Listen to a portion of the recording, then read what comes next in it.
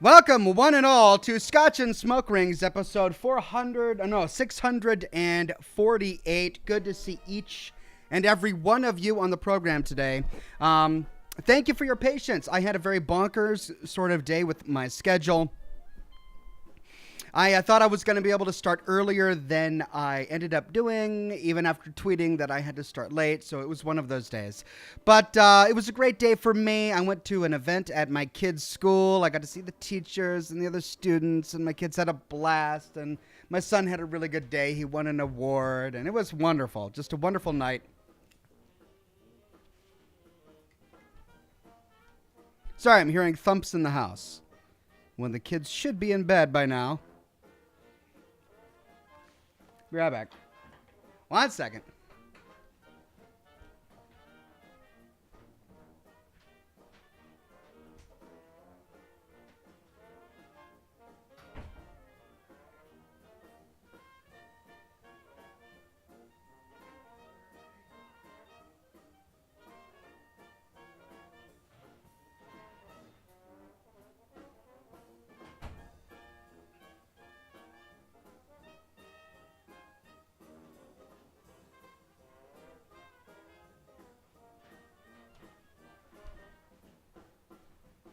Sorry about that, ladies and gents.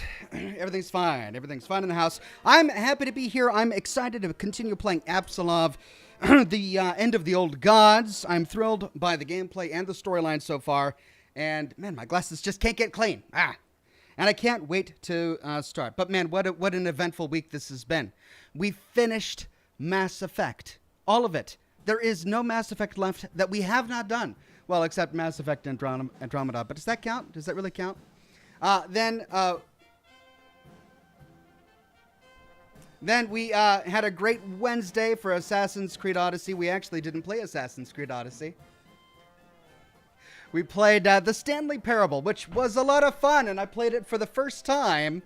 And it was the deluxe edition. We've got 4 hours of the Stanley Parable down, and it was so much fun.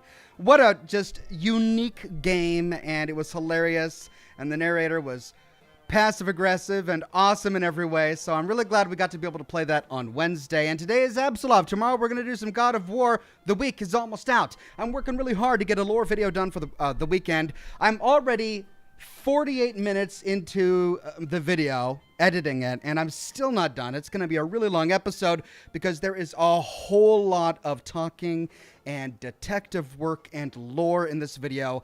I'm actually really excited by it. The last one, the whole family episode with Marcia, was just ridiculous, and it was annoying, and just don't get me started on it. But this one, they kind of redeemed themselves because it's well written, it's interesting, it makes you use your brain, they connect a lot of dots, the set design and the locations are intricately decorated. It's pretty good. It's pretty good, so I think you guys are going to enjoy it. But let's see who's here today. We've got Roman, Robin, Luke, Matthew, Toby on Facebook today. Matthew Ryan with the first donation of stars. He says, "Hey there, my little Oxy. Hey there, my little Matty. I hope you're having a good day." He says, "The thumbs are north and children just a creepy invisible doll." The thumps are north, the children just a creepy invisible doll. I don't understand what that means. Is that like code? Is that something that the youngins say today? The thumps are north? Noth. The thumps are noth, the children? I don't get it. Sorry. I don't watch enough TikTok to be able to understand, Matthew. And Jessica, good to see you. And of course, everyone on YouTube today. No Name, Matt Siski, Sarah, Shadow787, Fanboy AR, John G. Amberadino, Cliff Sains, Ranker, Craig Euler, Brandon Beltfed, Kit Cowling, Chininator, Ian Chamberlain, Julian Z, Fanboy AR, TJ, Rebel She-Wolf, Deuteronomus, Mark from Sales, Rockland F, Lane Berry, and Wizardly Fiend with the first super chat of the night says, "Wonderful night, Oxhorn." Hey there, Wizardly Fiend. It's a wonderful night. So good to see you, my friend. Adrian Parker says, "Hey, Ox. Hope your day went well. Staying up late since no work tomorrow. Enjoying the game so far. What are you smoking, drinking tonight?" I'm working on a topper that I started earlier in the day. I had to go to an event, and I came back, and it was half done, but I don't want to waste it, so I'm going to finish finish that up, then I'm going to be smoking my Brick House, one of my favorite go-to cigars for the show. Tonight I am drinking rum and coke, some crackin' rum. Cheers. And I'm still working on that Caribbean blend of Glenfiddich. Cheers. Though the bottle's almost empty. I've been nursing that slowly. Matthew Ryan with a donation of stars says not. I guess he doesn't want to be known as watching TikTok. Okay, Matthew Ryan. And Daniel Radley with a donation of stars says, starting off the night with a joke. So here it is. What is the scariest tree? Wait for it. Bamboo. Scariest tree. Thank you for that one, Daniel Radley. Matthew Ryan says, the thumps are not the children. He said the noth, not the thumps. Oh, I see. The thump. I heard a thump. Right. Okay, I see where we're going here. I was confused because he spelled not noth, and I'm just, anyway. The thumps are not the children. Phone is on Kim's and putting random letters in. I see. So you think that there's a creepy invisible doll that's knocking around? Well, I did have all of those technical issues last time. Still don't know why I couldn't get the game started, but, I mean, if my house does have a haunting, it's the computer that's haunted, if anything. JTS79 says, hi, Ox. I just finished my 2-month hospital rotation, and I have now officially finished pharmacy school. Your older Witcher streams helped me get through it. Your disgust with peasants was hilarious. They're disgusting. I mean, I'm not saying this in general. I don't hate peasants in general. I'm sure there are plenty of wonderful peasants out there. But the peasants in the Witcher universe, they're snorting and coughing and hawking loogies and farting wherever you go. You can't ride around that universe. You ride into any town and it's just... People are just dying of conniptions all around you, and you're just like, this is fine. I mean, yeah, the peasants in the Witcher world are really gross.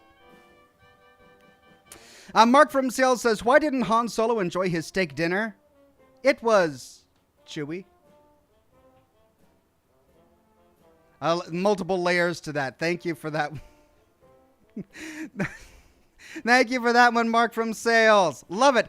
Deuteronomus, a Silver Ox and a member for 40 months, says, speaking of the family episode, how could you leave Vin Diesel out of that family compilation? For shame, Ox. You know, I realized I did something awful. I mean, I was reading the comments after I published the video, and everyone was mentioning Vin Diesel saying family or something, and that must be like a Fast and Furious reference that I just don't get. I don't know that. Like, I left it out because I didn't know it. Is it a meme?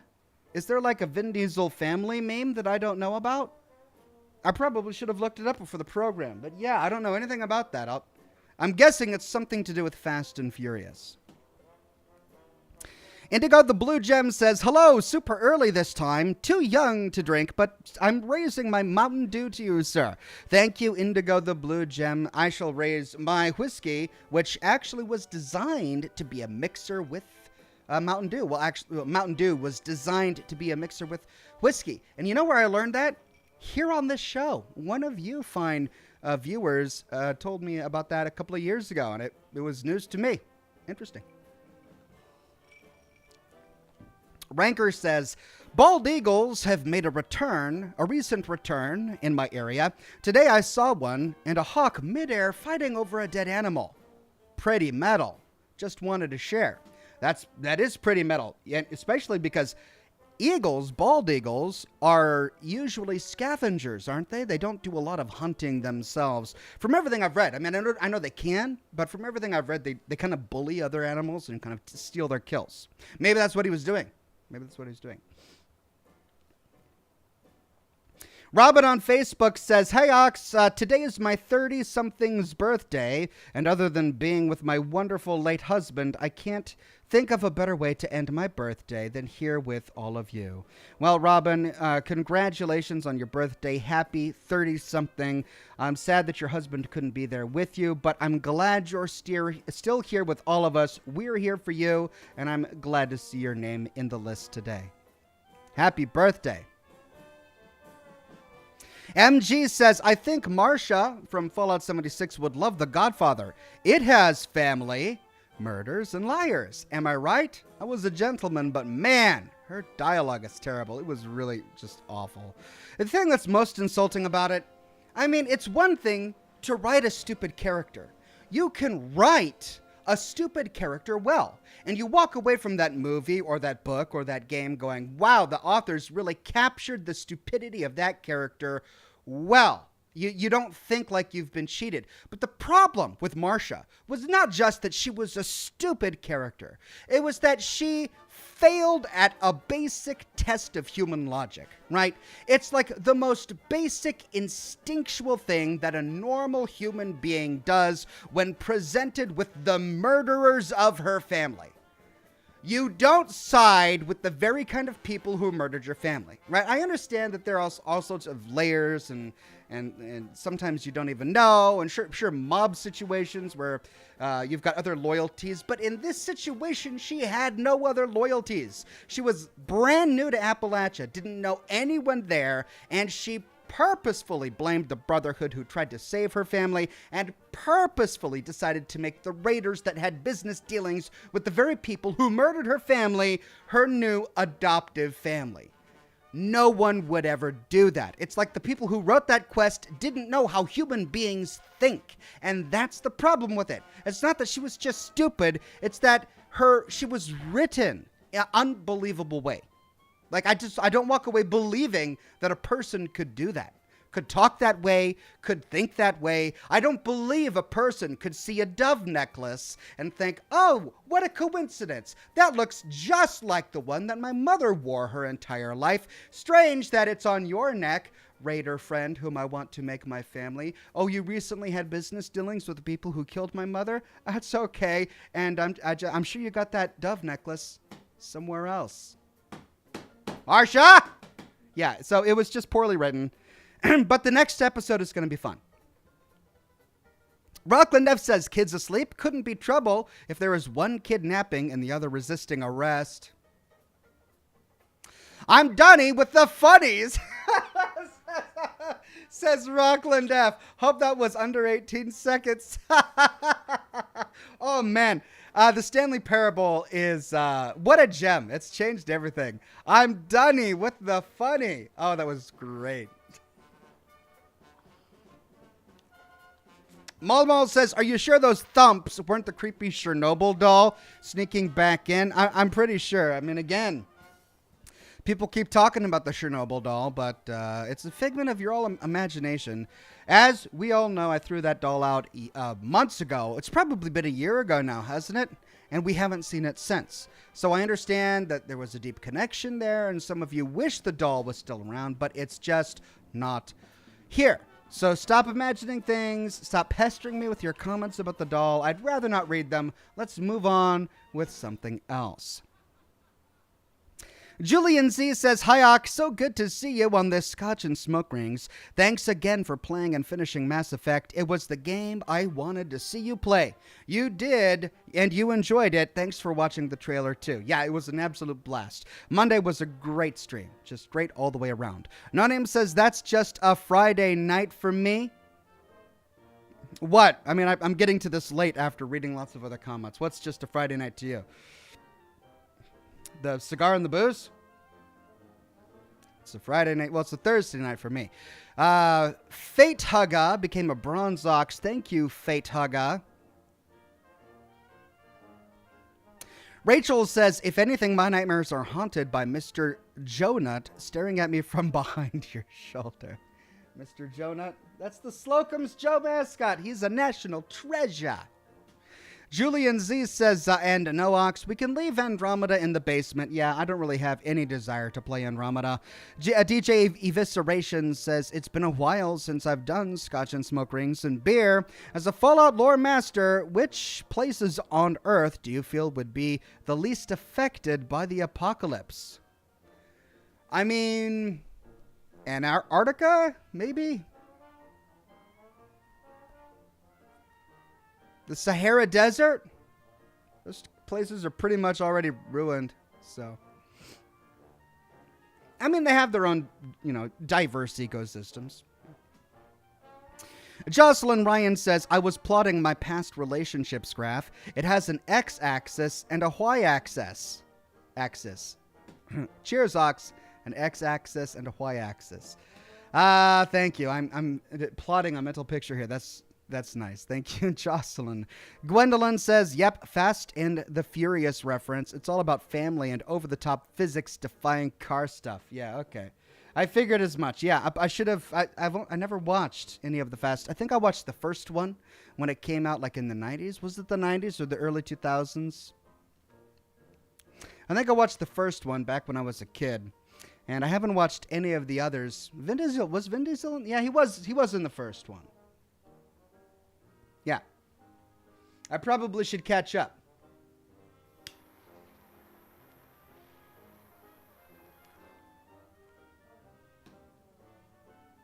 Robin on Facebook says, thank you for reading my comment.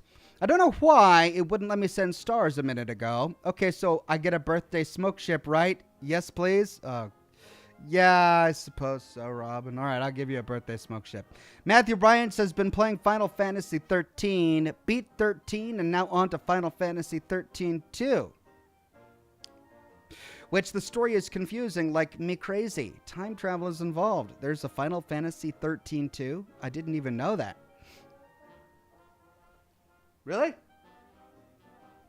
All right, smoke ship for Robin. Happy 30-something birthday. What should the smoke ship be?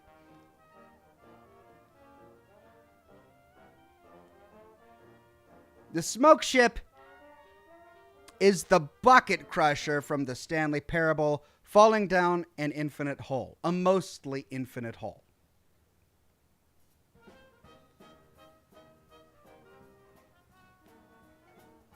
Here we go.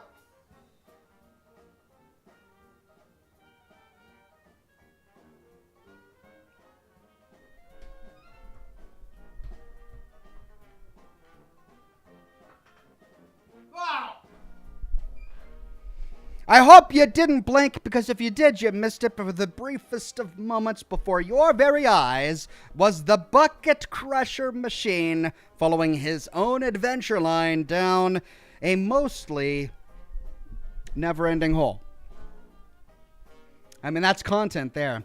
And Matthew Ryan says there's also a 13-3, only its name Lightning Returns. I had no idea. Well, thank you, Matthew. Julian Z says, Ox, I know you don't want to get started, but I was hoping for an Ox rant about the family vid. You seemed very annoyed in the video, lol.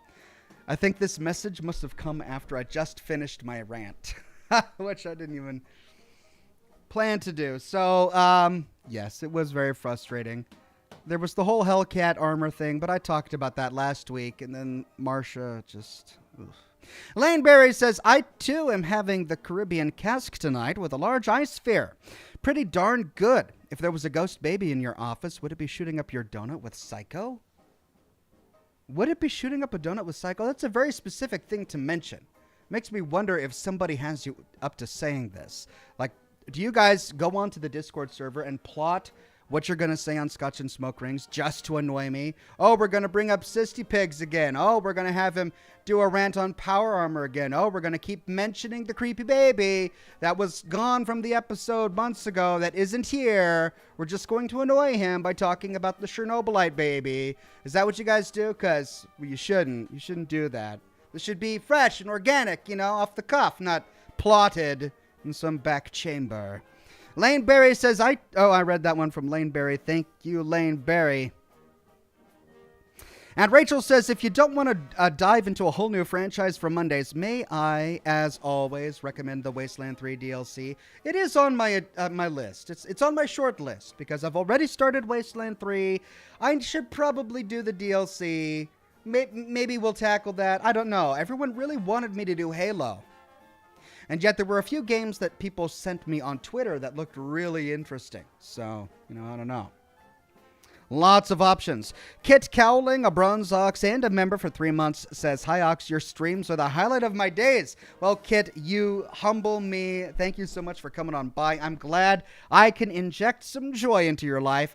Jackson says, Jackson, a silver ox and a member for 32 months, says, sheesh, over 2 years now. Keep it up. Congrats on the Gold Derby, Jackson. Thank you so much for being a member for that long and a subscriber. I really appreciate it. Glad you're here tonight. Ranker1138 says, are you going to troll Etsy for a bucket now? I mean, yeah, if I start... The problem with Stanley Parable props is if I get a bunch of Stanley Parable props, they're all going to look really normal. Like, I could empty my broom closet and, decorate it to look exactly like the broom closet from Stanley Parable, and only I would get it. Because it would look like a normal broom closet. I could get a bucket. I could get a Stanley figurine. What else could I get? I could get a couple of glowing buttons that turn things off and on. Like, what else is there in the game?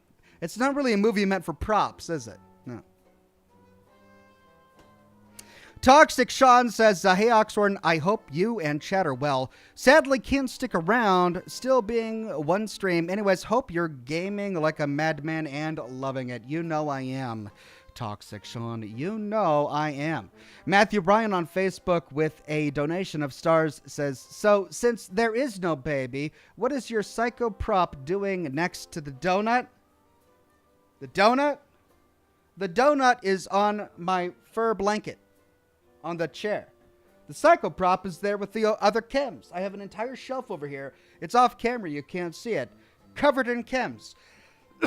There's my psycho, my stim pack, my daddy-o, my Med-X, my Mentats. I've got my West Tech viruses there. Like, I've got an entire shelf dedicated to chems, and there's my psycho right there.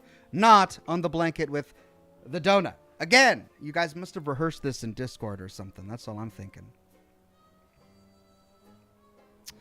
Well, No Name says the Witcher peasants. Yes, the Witcher peasants are disgusting, as we have previously covered. Rachel says, can we get a reassurance bucket ox emoji? When would you use it? Anytime I get scared in a video game, like when I'm playing a horror game and the music gets tense, you could spam the reassurance bucket.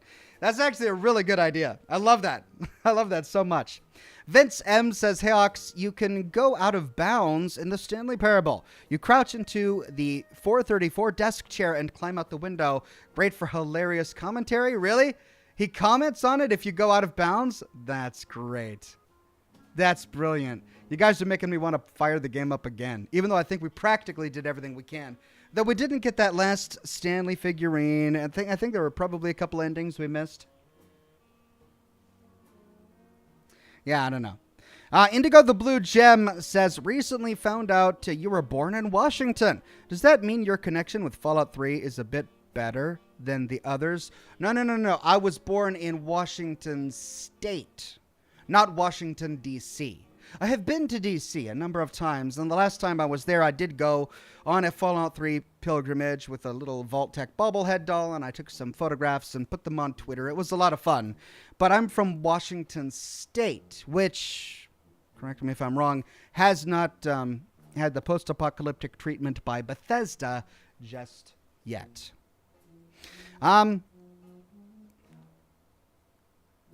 Julian Z says, Ox, also, what was Stanley's Parable? It was so meta, I now feel whenever you play any video game and run across any video game trope, it'll remind us of Stanley's Parable.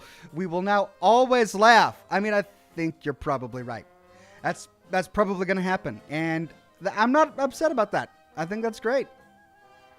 Anything that makes us think about Stanley Parable is a good thing.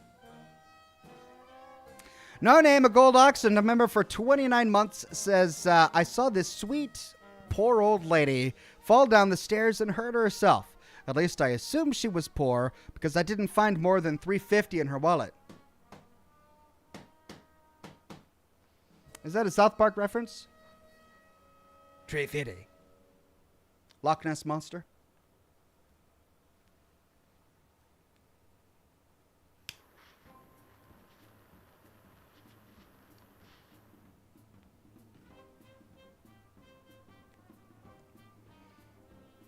Fate Hyaga, a bronze ox and a member for 10 months, says, Ox, does that baby have light up eyes?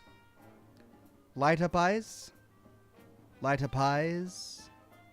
I don't understand. Lie to pies. Lie to pies. You to pies. We to pies. Pumpkin pies. Lie to pies. Pumpkin pies. You're making me want pumpkin pies. Lie to pies. What's a lie to pie? A lie to pie? Does the baby have lie to pies? I mean, if I was going to give pies to a baby, they would be lie to pies. I'm not going to give a baby heavy pies. That would crush the baby. If you want the baby to enjoy the pie, you give the baby lie to pies. Not heavy pies. But again, this is inconsequential. There is no baby in this office. Lie to pies. Don't understand. MG says, actually, the Halo games aren't that long. Really? Well, maybe I should try them out. Jason Fisher says, I know you can't go back and see my regular chat. Just wanted to let you know that your stream yesterday really helped me out and wanted to thank you for it. Well, Jason Fisher, that's so kind of you to say. I had so much fun with the Stanley Parable. It was such a sarcastic, crazy game. I'm glad I got to play it for the first time and that we got to enjoy the deluxe edition the day that it dropped. And I'm so glad you're all here with me today so we can talk about it and we can talk about the game we're going to be playing. And I think I'm going to take a quick rum break and look at my Giddy Up Buttercup over here. Now that is a sight for sore eyes. Well, I'm feeling really good. I don't know about you, chat, but I'm having a great time right now. I got my rum, got my cigars, and a wonderful view. All right, where were we? Alien Face says, hey, Ox, what type of cigar would you recommend for a first-timer? Also, you should give South Park the Stick of Truth. It's a great game. You know, I've heard good things about this Stick of Truth, but I haven't actually played it. You think it's something I should try on Scotch and Smoke Rings? All right. Scotty P says, I vote for Deus Ex Human Revolution. Great game. I've had that recommended many times. Maybe I should.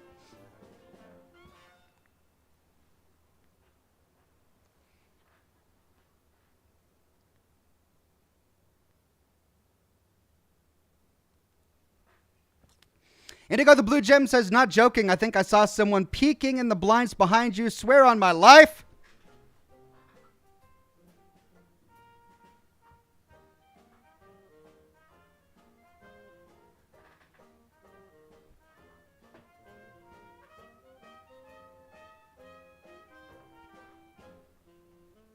You're going to get me freaked out here. I don't think there's anything peeking on. No, there's nothing there. I'm pretty sure. Don't do that to me, guys. You know I play scary games this time of night. Arctic Fox says, hey, Ox, what do you think of Obsidian making New Vegas 2? I'd be for it if they were going to make it. But we haven't heard anything official that they are. Everything we've heard so far is fan speculation and not official. And I do mean everything. Every YouTube video that you've watched is just speculation. So we don't know for sure if they are. If they do, I'll be thrilled. I want that to be true. But it's not true yet. Kyle Warfield says, Ox holding his reassurance bucket while watching the Fallout TV. I'll need it. Please don't mess up the lore. Please don't mess up the lore. I'll need a reassurance bucket while watching that. Matthew Bryan says, you also need to see if the cheats work on Stanley Parable. Narrator gets rather serious, really? I didn't even know that there were cheats for the Stanley Parable.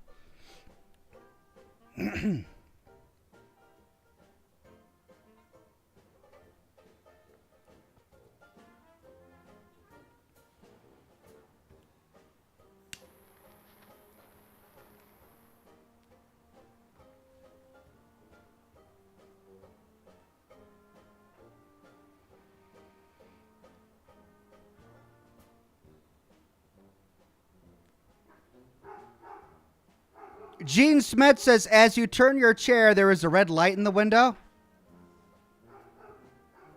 Oh, that's my fan. I have a fan in the window that's pushing all of the smoke from my cigar outside. That's all that is. Berserker Dad says, what did the fish say when it swam into the wall? Damn. All right, hold on. My dog is barking. Let me check the door real quick.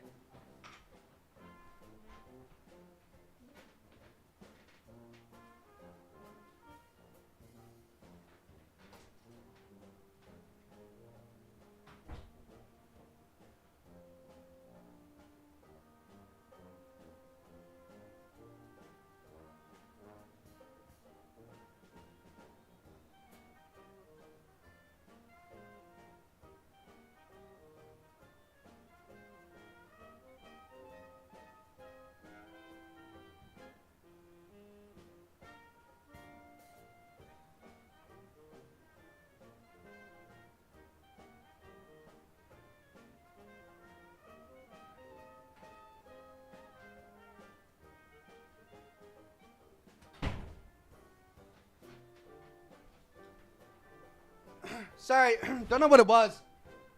I think it might have been a bear. I've been getting a lot of bear in the area. I mean, I live out in the boonies.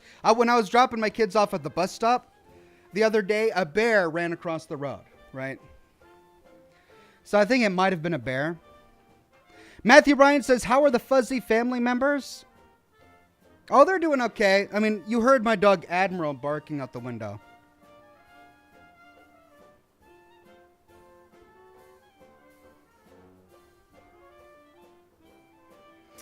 The Raging Krogan says, Ox, have you chosen a game for Monday? I suggest Deus Ex Human Revolution. It's very cyberpunk-like. I've had that recommended to me before, earlier in the broadcast even. But yeah, I'll take a look at it, but I have not made a decision yet. Ant says, if starting Halo, the question is to start with Halo Combat Evolved, the original, or Halo Reach, the prequel. I don't know. What should I do? Should I do it canonically? Should I start at the beginning of the story, or should I start in the order that they were released? I'm not sure. Do you guys have any recommendations? John Merritt says, did that bear have 2 heads? No, thankfully, no nuclear detonations in the Washington state area. Mr. Virus says, I had dinner for breakfast because I'm fasting. Smart. That's one way to get around it. I love it. Rachel says, any luck with the perfectly preserved pie prop? No, I need one. I want a perfectly preserved pie prop so badly, but I don't want to get one on Etsy because I know it's going to have 3D printed scan lines on it, and I don't want it. If I'm going to get a perfectly preserved pie prop, I want it to look official. I want it to be glossy. I want it to look like a perfectly preserved pie, like you could eat it. I don't want it to be edible, but I want it to look like you could eat it. Gwendolyn says, here's a hot take. They shouldn't do a New Vegas sequel. No matter what they do, it won't live up to the hype and desire of the community. They're better off picking a different locale. I mean, I agree. The problem with doing a New Vegas sequel is that they're going to have to make one of the many endings of Fallout New Vegas canonical to do so. If you have a New Vegas sequel and House is in charge of Vegas, then the House ending is canonical. And one thing I've learned from Bethesda is they really don't like shoehorning in canonical choices. They do it from time to time when they have to. They did it in Fallout 4 when they had to bring the Brotherhood from the Capital Wastelands. They made the Destroying the Enclave ending canonical. But Obsidian, all of the myriad of different choices, the various different endings, it's so complex, the kind of ending you can get in Fallout New Vegas, that there's no way they're going to make one ending canonical. So as much as I like the idea of a Fallout New Vegas 2, I don't think there should be one, because I don't want them to shoehorn one ending into the game that is therefore canonical. Now, it would be great if they could do a new game in the spirit of Fallout New Vegas, maybe Fallout Pacific Northwest or something like that. That'd be cool. Cypress 99 says you should play Assassin's Creed Valhalla. Just finished it at 160 hours. It's like 50 parts, 1 year. Great game, though. Yeah, I mean, I'm just now finishing my Assassin's Creed Odyssey playthrough, and it has been long. It has been good, but very long, and I don't know if I want to start another year-long process anytime soon. But I do eventually want to tackle it. Jocelyn Ryan says, it couldn't be a bear. Only stinking wolves tend to come after you. Yeah, stinking wolves do tend to come after me in video games anyway. Tyler Cardambona says, hi, Ox in chat. Can't stay long, just wanted to say hi. And Stanley's Parable was hilarious. It almost seemed like a weird version of Tranquility Lane. It did have Tranquility Lane vibes, didn't it? Indigo the Blue Gem says, my eyes are glued to this window now. I know I saw something.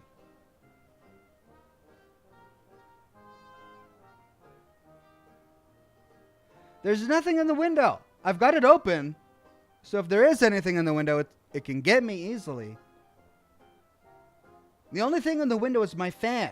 Are you seeing the fan blades of my fan rotating? Like right over there?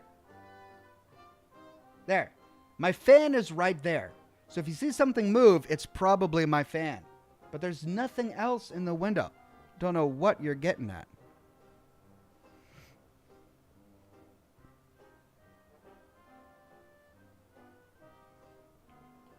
MG says, start with Reach. It sets things up for Halo 1. Okay. Josh Bunton says, as a huge Halo fan, I recommend starting with Halo 1.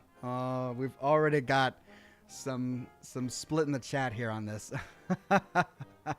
Jocelyn Ryan says, I have a mental image of Oxhorn scouring Etsy, looking at the perfectly preserved pie props, muttering to himself, no dice. I mean, that doesn't hit far from home. That's exactly how I do it, too. No dice. No dice. Gondro Dim says, I'm glad you played Stanley Parable. Really need a good laugh the other day. By the way, do you think the narrator was a bit unreliable? I mean, yeah, so he does fulfill the trope of the unreliable narrator, right? When he thought something would happen, oftentimes it didn't happen.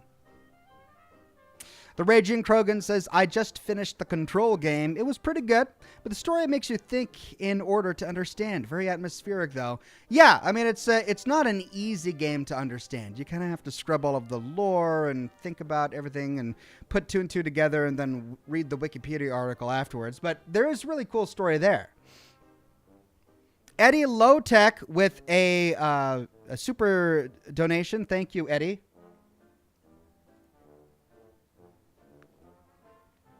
Robin Woodell on Facebook with the donation of stars says, here's an odd idea. If you've seen resin dipped things like food products, you might look into seeing if someone could dip a pie or fake pie in resin. Might be a cool prop. I love working with resin.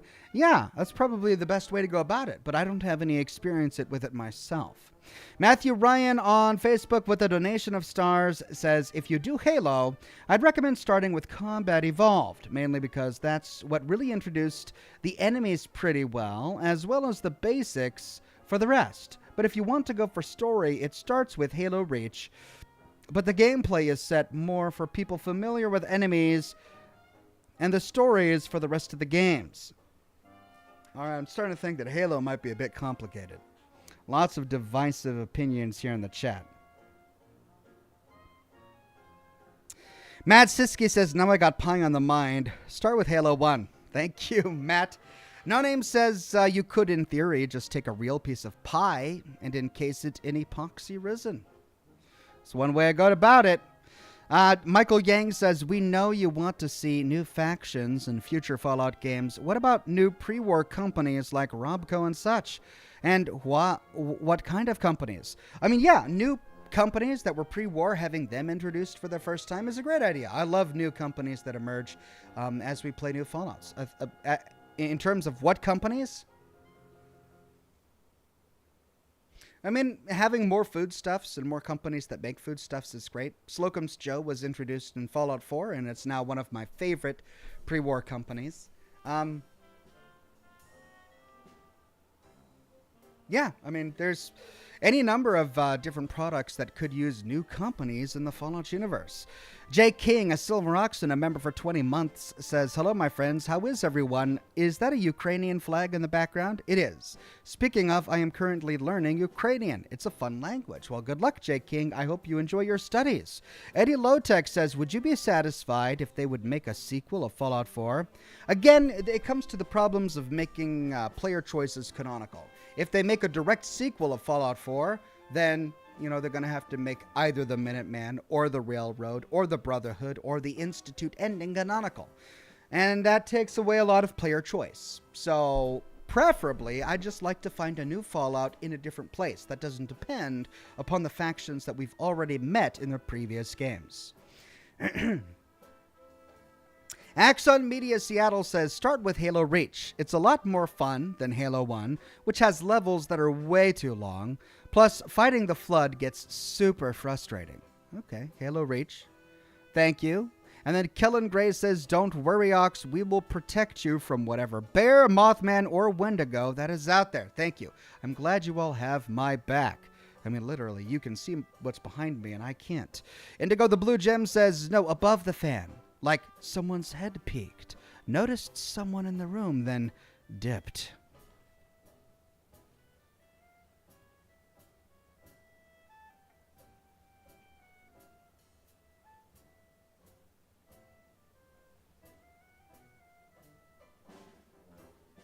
Well, let me know if it happens again, so I can turn around quickly. Matthew Ryan on Facebook says, have a great stream. I'm off to bed. Pillow stealing time. Enjoy stealing your pillow from the wife.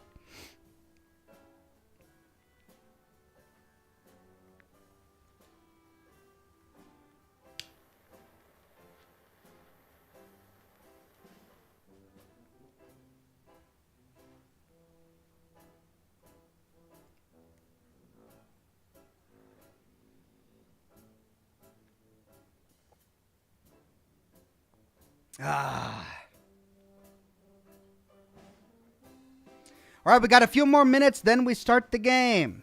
If you have any questions or statements or dad jokes, now's the time to get them in.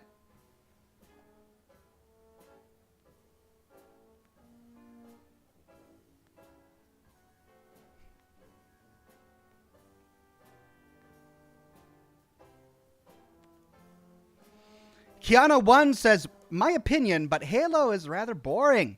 My ex-boyfriend lived by it, said it was amazing. I found it really boring and just bland.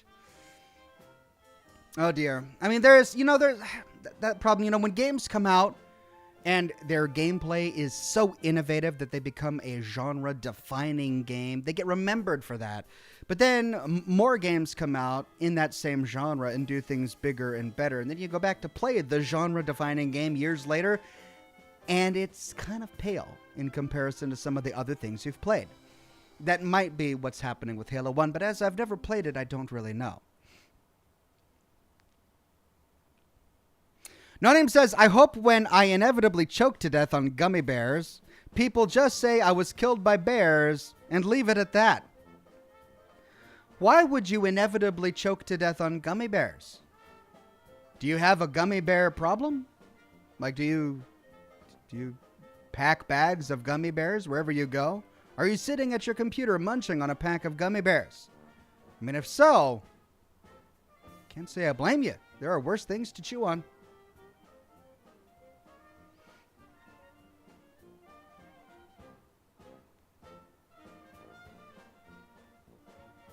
Craig Euler says, hey, Ox. Start with whatever Halo you want. Don't play Dark Souls. What? You don't think I can do it? Or does it not sound interesting to you to watch me die over and over and over again to the same enemy? Like I did in Elden Ring. Yeah, though, there's a reason that I don't stream myself playing Dark Souls, and it's because I'm not good at it. But I've been watching guides, and I've been getting better. I'm stuck at Sheba the Wolf. Is it called Sheba? There's this wolf. I've gotten pretty far, I've gotten to Blighttown. I've gotten through all this stuff. But I'm stuck on this Sheba the Wolf creature. It's so fast. I can't beat it. I've tried twice. Well, I mean, I've had 2 instances of dying hundreds of times to the wolf. I say hundreds, more like dozens. And that I've given up each one. So that's my twice. I should try again. But the wolf is just so dang hard. Can't figure it out. Cypress says you really should play the last 2 DLCs of Assassin's Creed Odyssey to get a real ending, then take a break from Assassin's Creed. So you want me to finish Atlantis and then do the story of the two blades or something?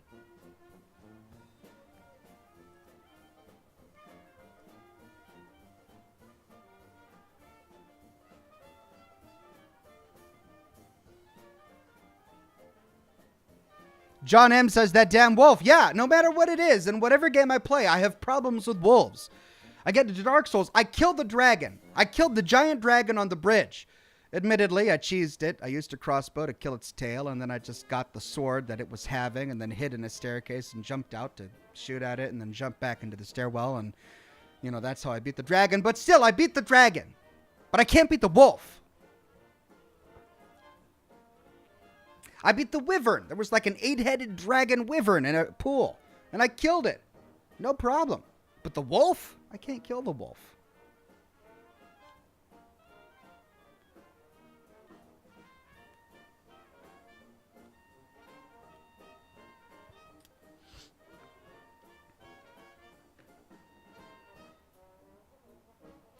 Robin on Facebook says, everybody's giving their opinion. I felt left out. So don't play Halo, lol. All right, we've got a thumbs down for Halo in the chat from Robin. Thank you, Robin.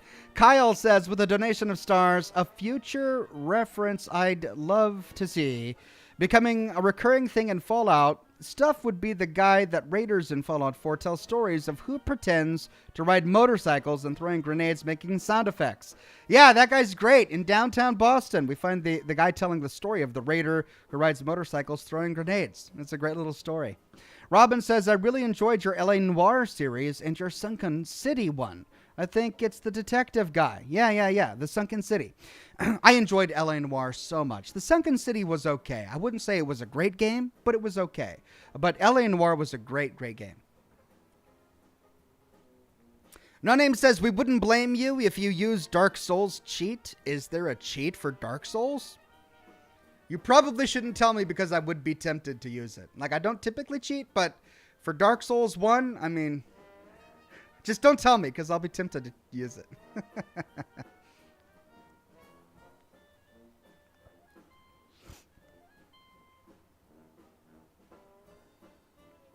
Deuteronomus says, and the wolves in God of War messed you up. Lol. Yeah, in that one room with the 3 ice walls that you had to destroy. I'm like, okay, I can see a big giant through the ice on that one. I can see a big giant through the ice on that one. Not going to destroy those 2. Let's destroy this ice wall because I can't see anything nasty there. And what pops out? Wolves. Of course. And they almost killed me. They didn't kill me. I lived. But they almost killed me. Then when the giants come out, I killed them easily. They weren't even tough.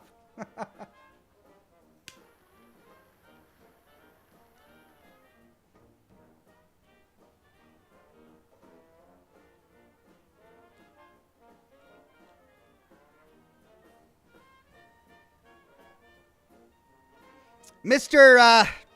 2110 Sandman says, you should try and complete your playthrough of Dark Souls, Ox. Keep your head up and never give up, buddy. Thanks. I think I made a mistake, though. I went back after Blighttown to the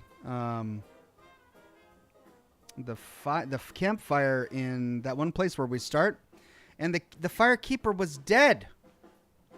So I couldn't get an additional charge to my flask. You know how you can go to her and you find you've got a keeper soul and you can give her a keeper soul to get an extra charge to your flask? I found a keeper soul in Blighttown, so I'm like, great, I'm going to go back to this firekeeper and give her the soul, but I found her dead. I looted a firekeeper soul off of her body. But now does this mean for the rest of the game I'm stuck with the charges on my flask that I have? I mean, I suppose I could always reinforce my flask at any campfire, and that'll give me an extra 5 or so, but I don't know. I need all of the charges in my flask in order to beat some enemies. Cypress says, please don't play Halo. Wow.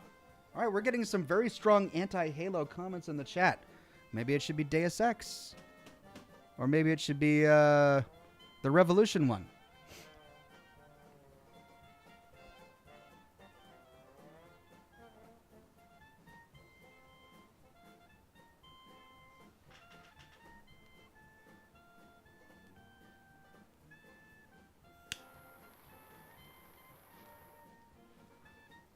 What do you guys think of the Mafia series? I don't know anything about it, but I've had it recommended to me in the past, and I'm kind of missing LA Noire. And I heard that Mafia has an LA Noire vibe, but I don't know what the gameplay for Mafia is. And I know they recently came out with a remastered version, but I haven't played it. I don't know. Do you guys think Mafia would be a good addition?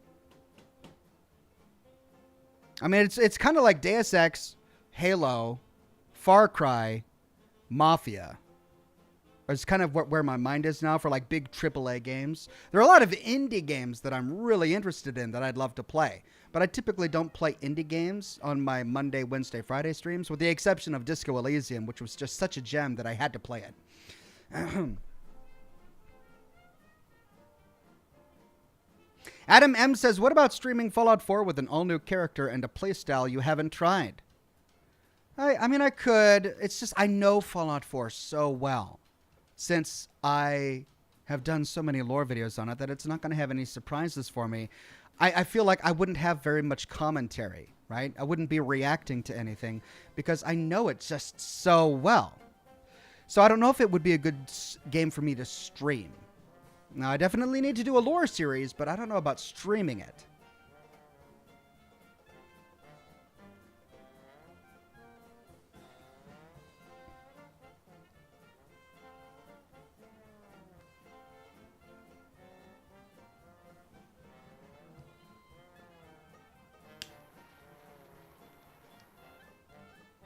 Right, as Chad is saying that the Mafia Remastered was really buggy.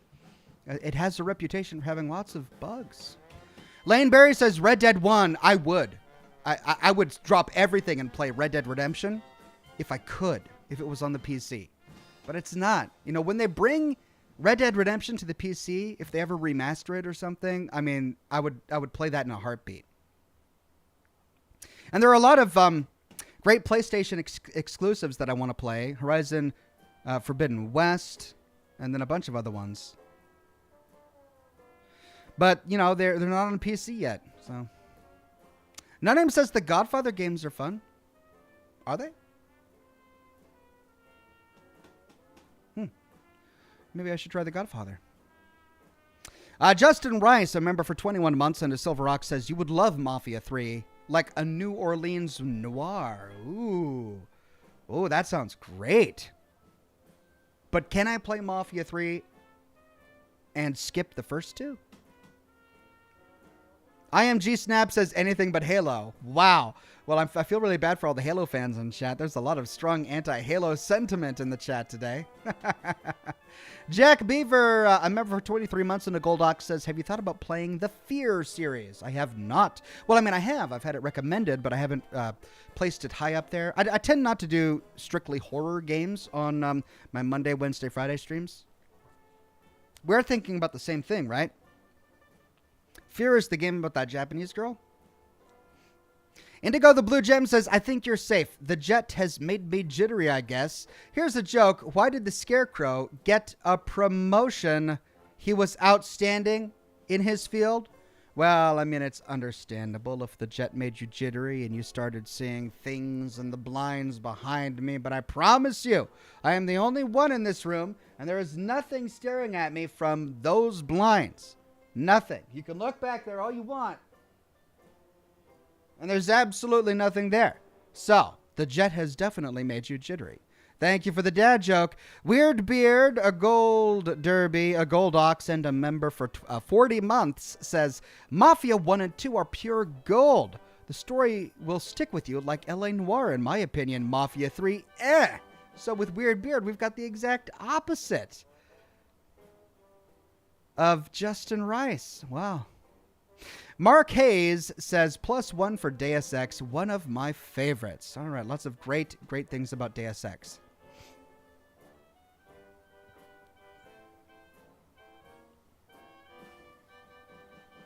Sean Fernango says, Mutant Year Zero sounds good, Ox. Yeah, I saw that one. It was on my short list of games. It's a little too cutesy. Can I say that? I mean, I don't know anything. I don't know what it's rated, but watching the videos, it looked really interesting and good, but it looked like the kind of game I would buy for my son to play, you know? Maybe I pegged it wrong. Maybe it's an adult game. I'm not sure. I tend to play adult games, like mature games on the channel. Quintayu's a gold Ox with a gold derby and a member for 37 months. Says, cheers Ox in chat. Mafia games are great. Or Weird West, if you like. Mafia 1 and 2 are connected through storyline, but you can play out of order.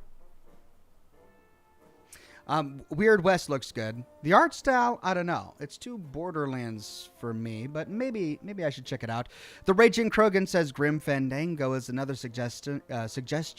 I have had that one recommended, and I've heard great things about it. I've heard Grim Fandango is a classic. Cypress says, what didn't you like about Deus Ex? Such great games. I mean, I only tried the first one, and I just didn't get into it. It was kind of like, it was the same experience I had with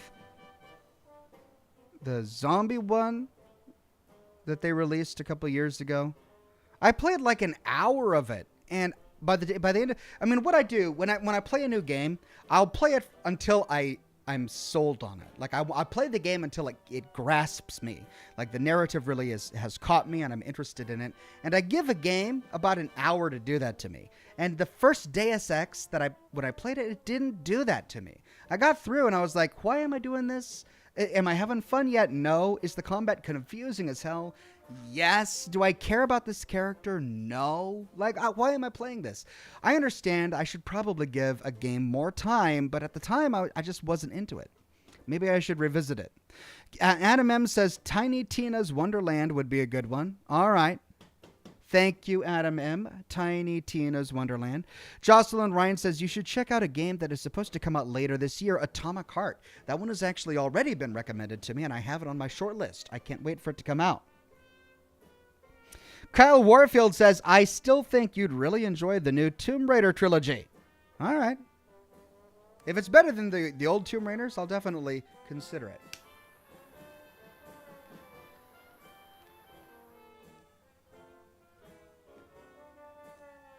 Dying Light, yeah. Lane Berry, I played Dying Light as well. It's another game where everyone recommended it to me, so I bought it, and I played about an hour of it, and yeah, I got to the part where I'm parkouring over the rooftops, and there's that skyscraper, and the people are saying, you need to help us, and I'm like, all right, I'll help you, and I got to go here to restore power, and I'm an hour into this game. I don't care about any of the characters. I'm not thrilled by the gameplay. I don't know who my character is. I don't know what the point of this game is. I understand that every game has to have a tutorial section where they're teaching you how to play the game. I get that. But I wasn't grasped by it. Now, maybe Dying Light gets better later on, but when I was playing it, I didn't get into it.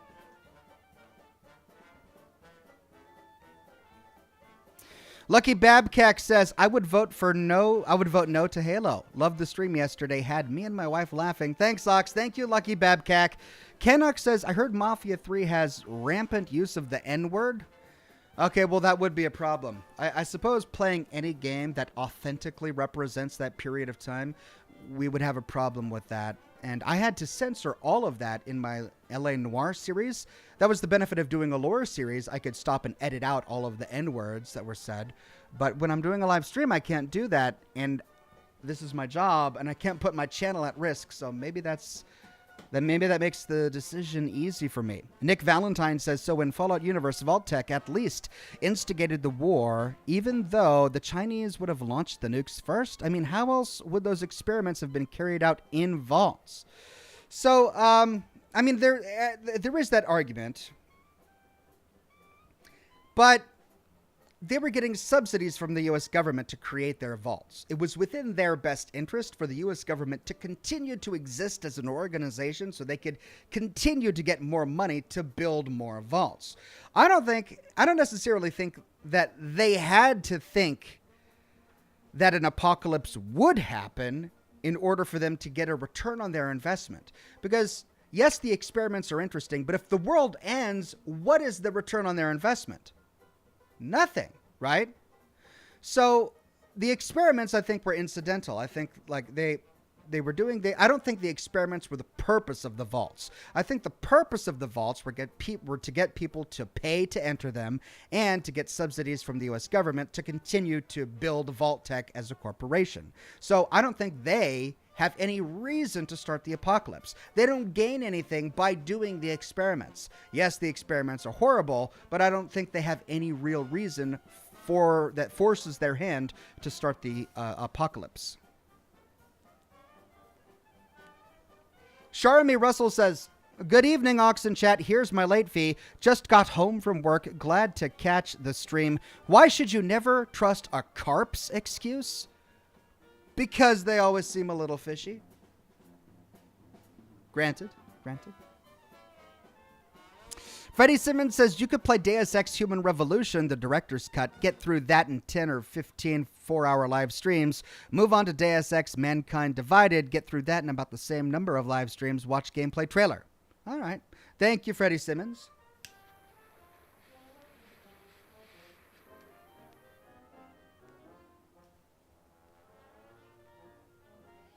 The Raging Krogan says, Ox, who would you say had more heinous experiments, Cerberus or Vault-Tec? I mean, they're both heinous, but in terms of sheer body count, Cerberus. Like, Sanctuary? Cerberus.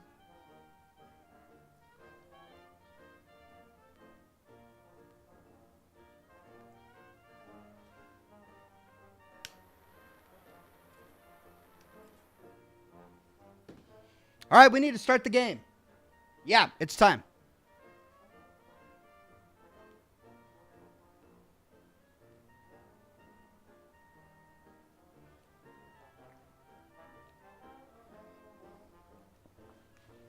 All right, hang tight, everybody.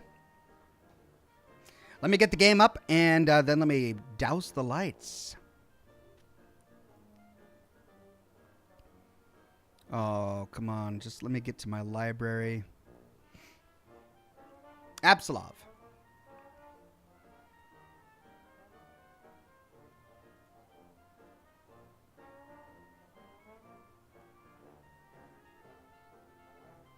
Ant with a super tip on YouTube. Thank you very much, Ant.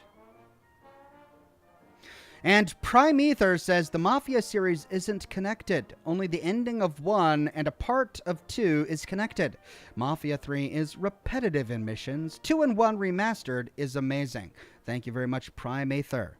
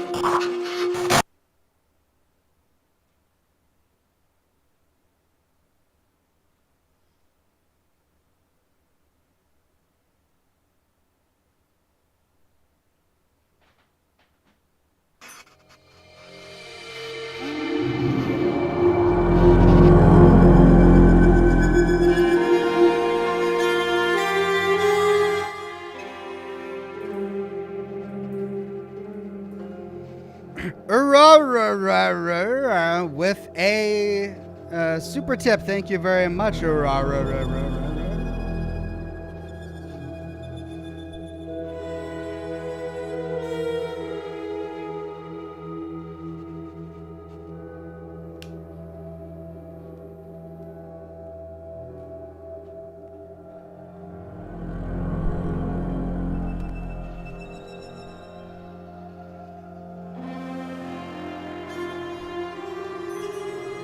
Here we go. Continue. Oh, wait, you need my camera.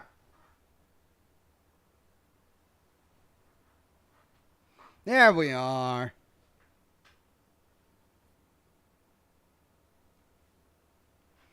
Hopefully no more crashes to desktop that we had last time. All right, remember my new schedule is that we're only going to play for about 2 hours. so I can get to bed earlier, so I can be more refreshed for God of War. Indigo the Blue Gem says, uh-oh, lights are off. Time for spooks. Time indeed.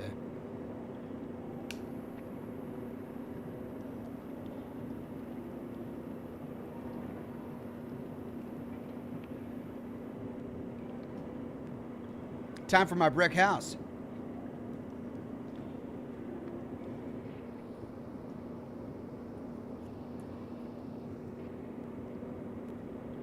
Scotty P says, missed my chat. I only said Deus Ex again and again.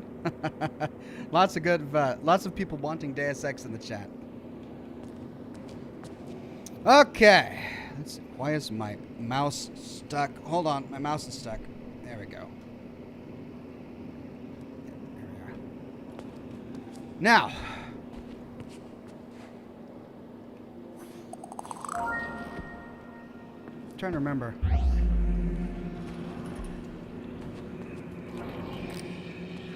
Oh, that's right. We're on the bottom wing. Okay. Enter the east wing through a bulkhead door using the code 3825. Fine, but let's look around a bit first.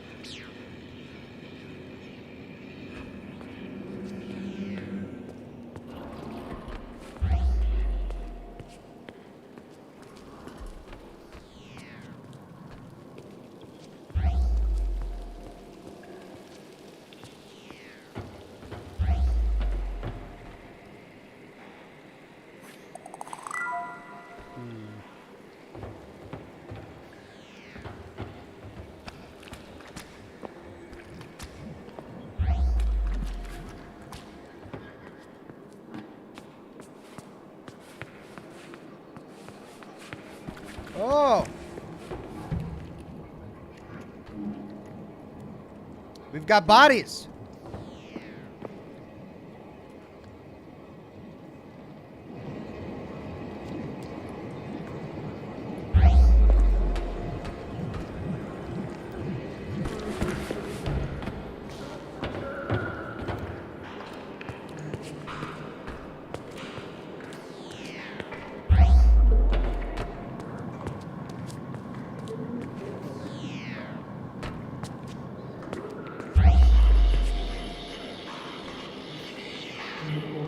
Eight.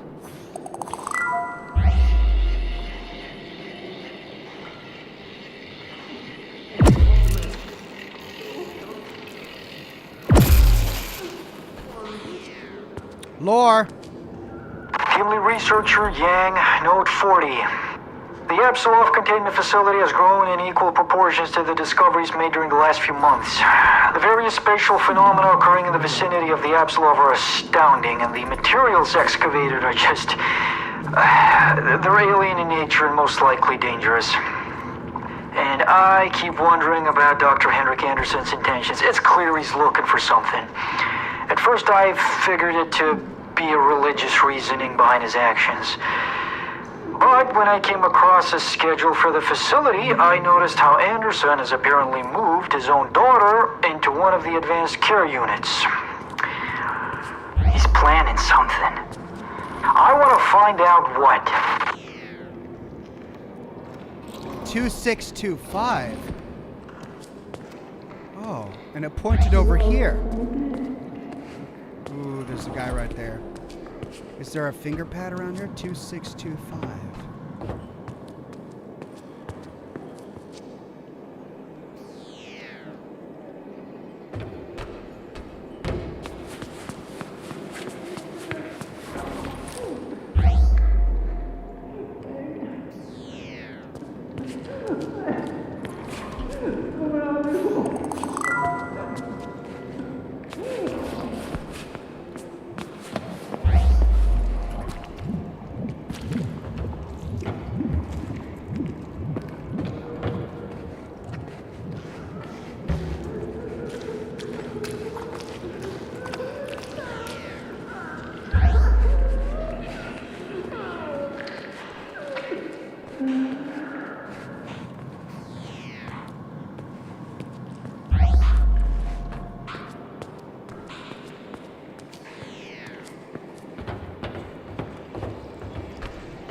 Huh.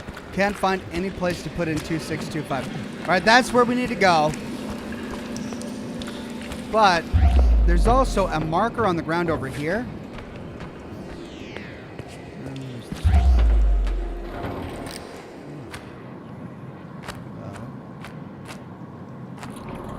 Dead end.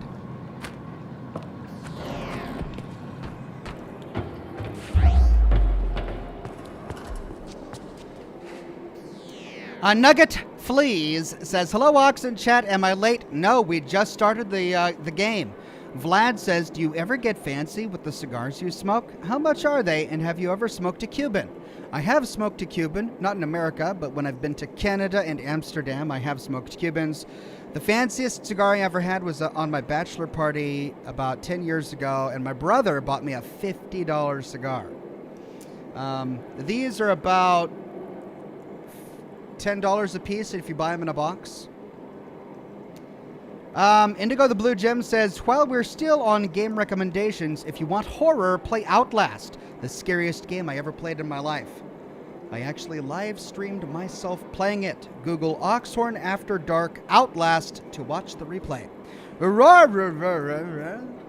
Says, ever try the Call of Cthulhu game? That would be fun to see played through. I actually have already played through that in its entirety. I did the live stream on Twitch, but I uploaded the replays to YouTube. Just Google Call of Cthulhu Oxhorn and you can watch the entire series.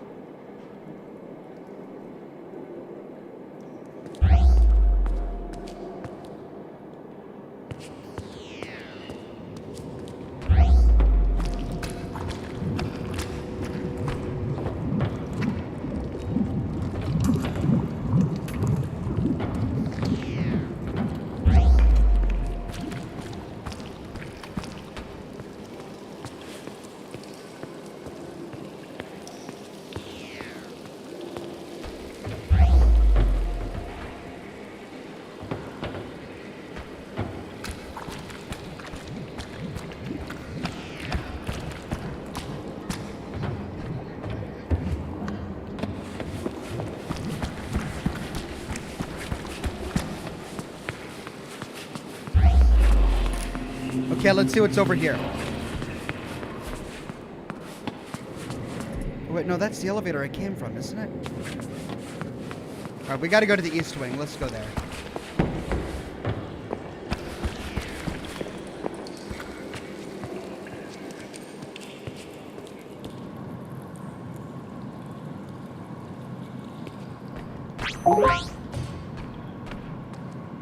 Find an Absalov key on top of Beacon of Light.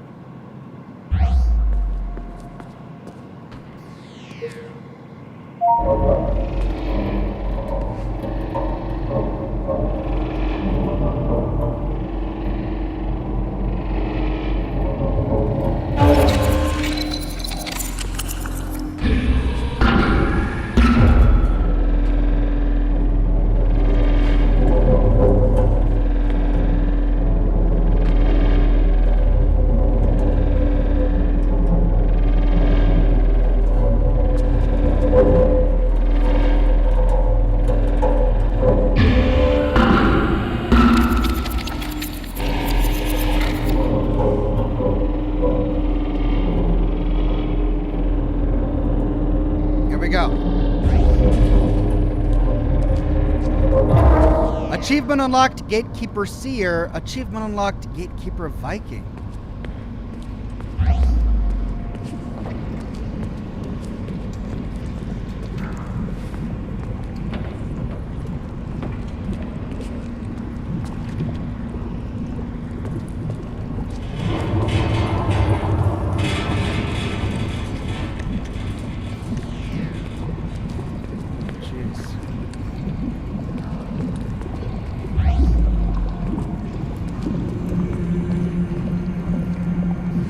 Door's busted.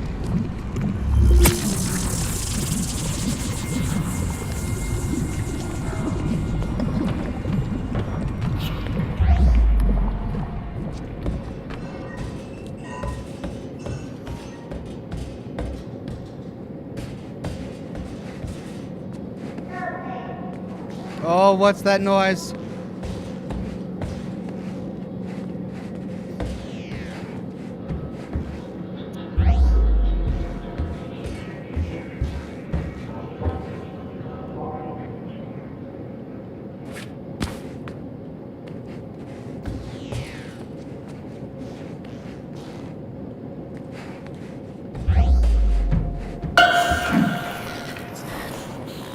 Really? Come on. Really? Ah.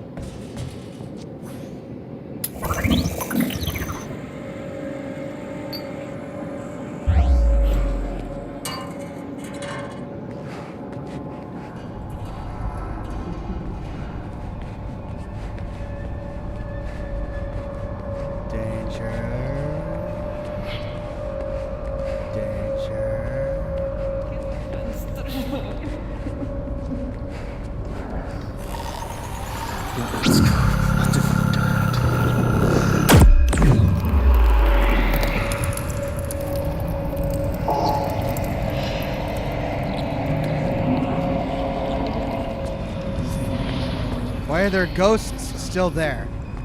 Uh-oh. He did tell me that every enemy has a different effect when I blast them with my hand. What do those kneeling ghosts signify? Oh, there's something over there. Oh, there's a secret over there.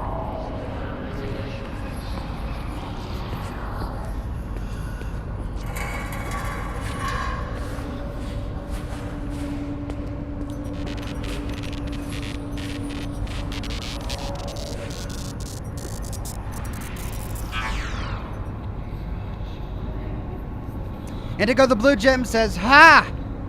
Thank you, Indigo.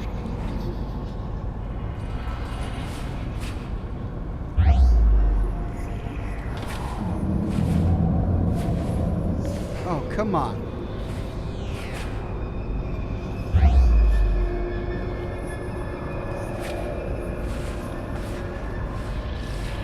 What's getting in my way?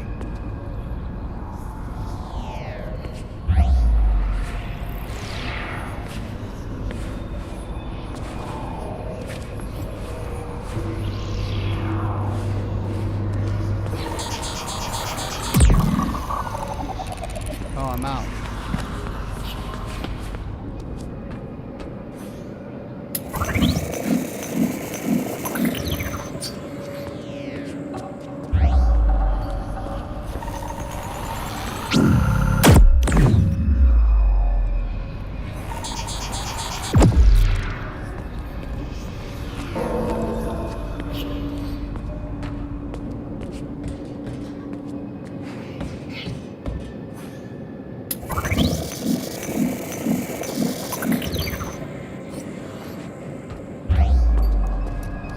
Okay, we've got a secret hiding in there.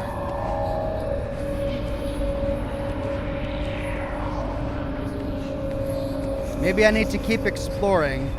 And yet all of this garbage is stacked up so conveniently.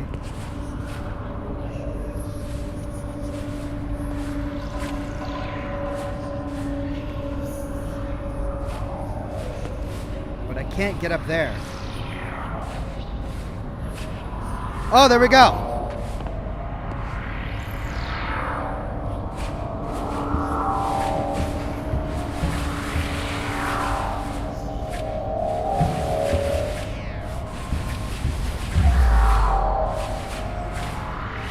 Whoops, I think I might have just broke the game. I don't think I was supposed to come back here.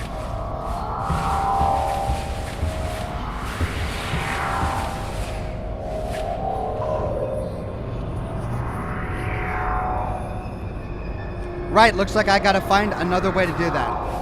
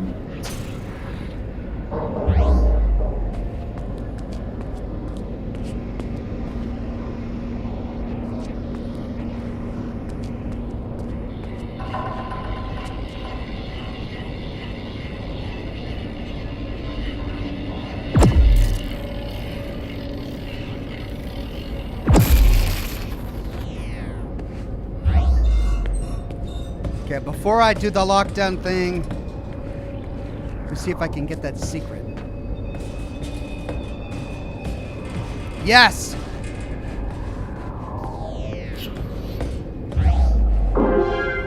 Got it.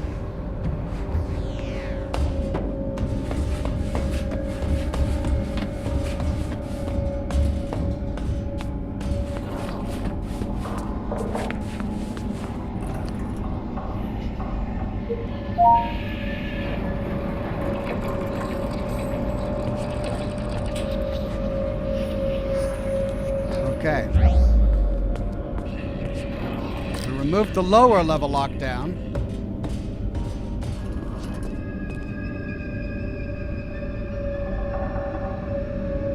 Josh Bunton says, "Yay, more scary Norse mythology." Yay indeed, Josh Bunton.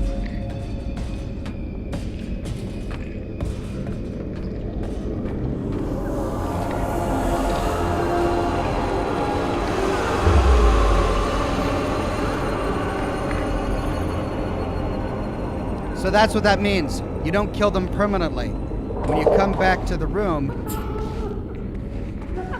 they come back to life.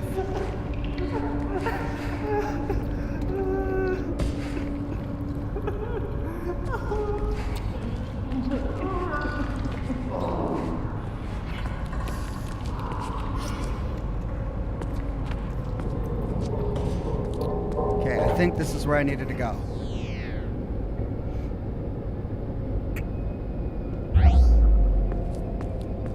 Two doors down.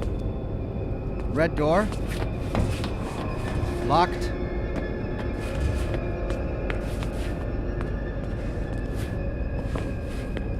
Green door.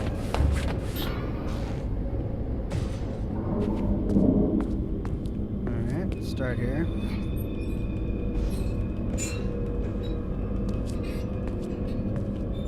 Nothing.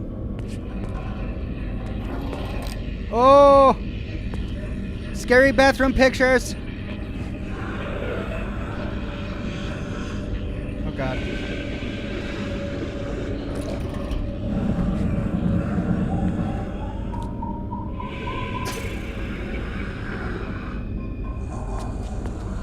Anyone else hear that breathing?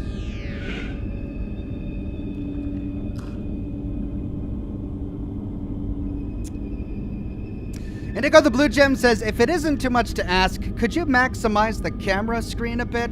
I'd still like to keep an eye on the window just in case. It is a bit too much to ask. I think I'll just not do that because, you know, I don't want you popping in every now and then to tell me to look behind myself and freak me out while I'm playing a scary Norse mythology demon game.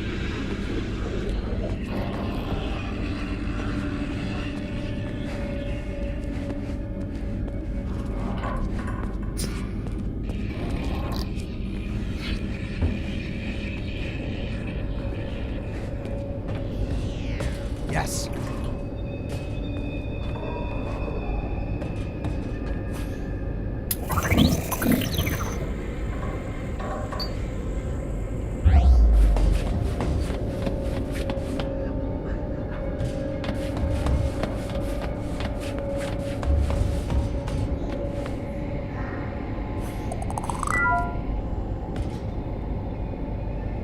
Yeah!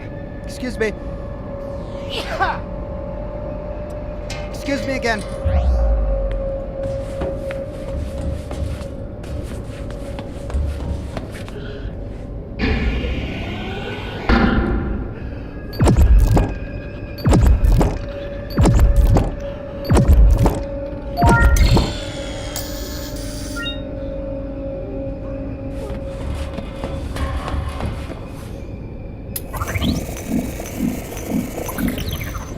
Okay, did that also open this? It did not.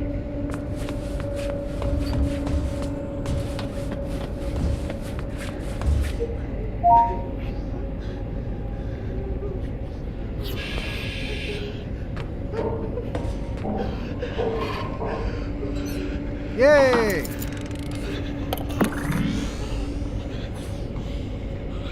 Bless you, says Indigo the Blue Sun. Thank you, Indigo.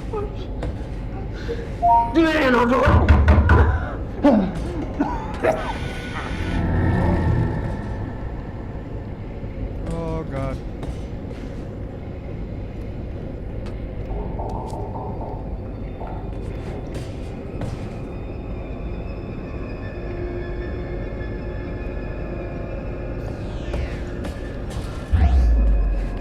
Let's go this way for now. Bless you, Ox, says Nugget Fleas. Thank you, Nugget Fleas. Alt Grendel says, hello, Oxhorn and chat. Have I missed much? We've been playing for about 15 minutes.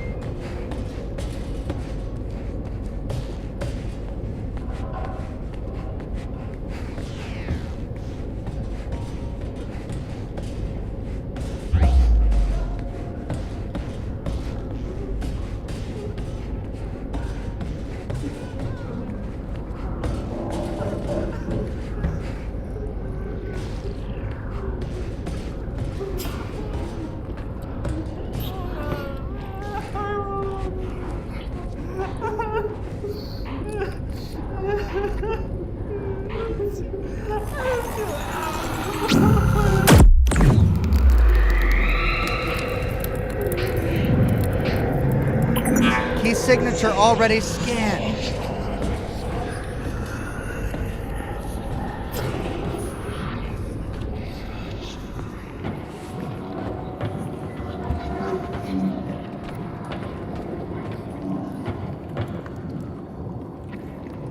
I should go refill before I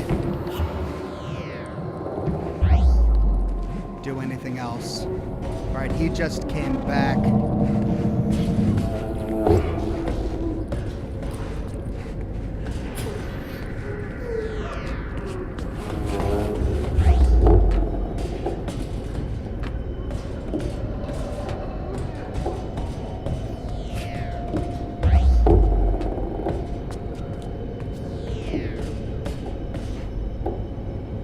There was that other direction, though.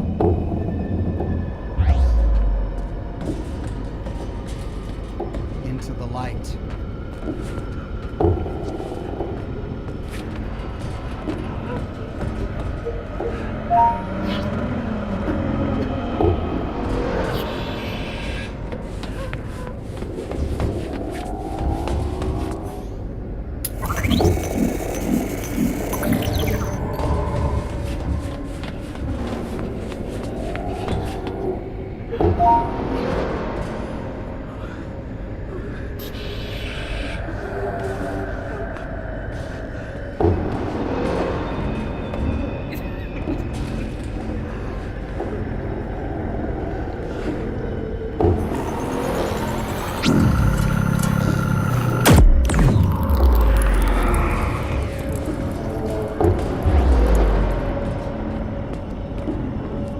Gotta see what's over here first before we punch a button.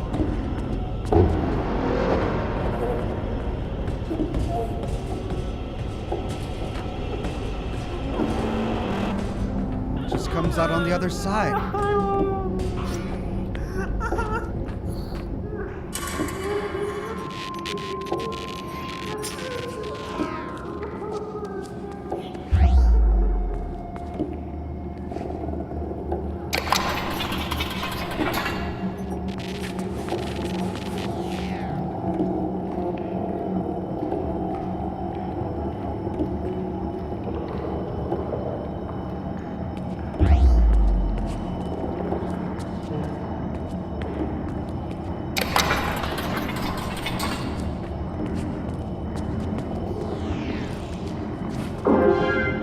Comfortable.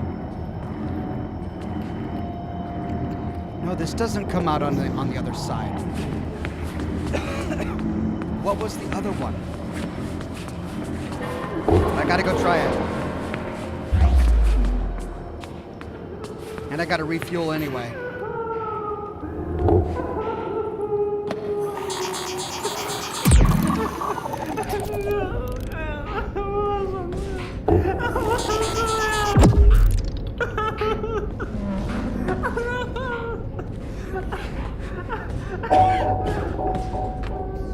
Is his key card different from the other one we found? We should probably check it and find out.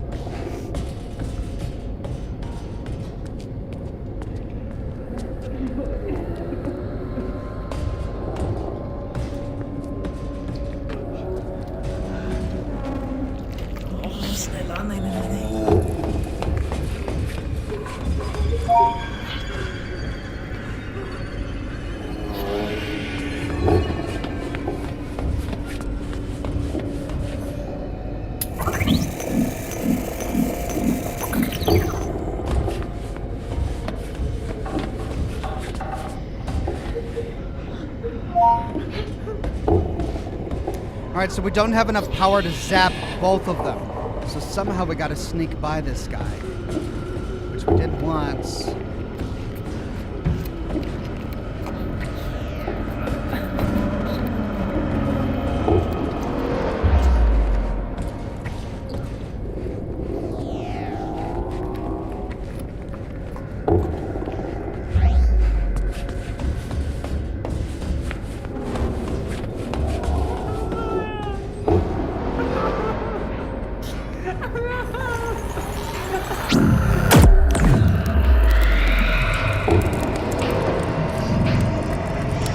Already scanned. Come on. Why is it that every time I find a key signature, it's already scanned?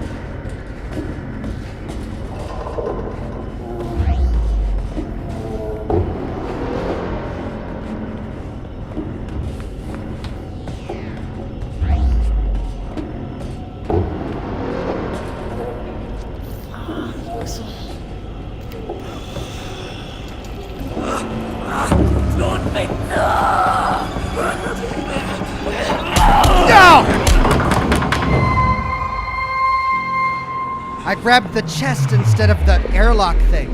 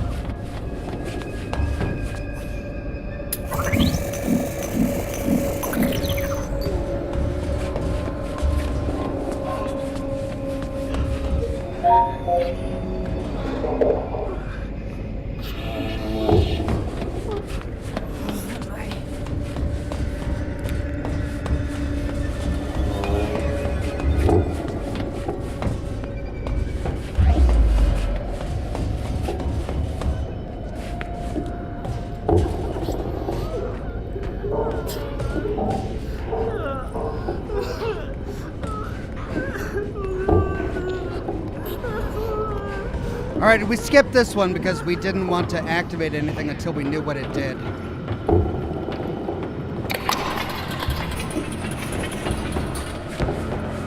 Okay.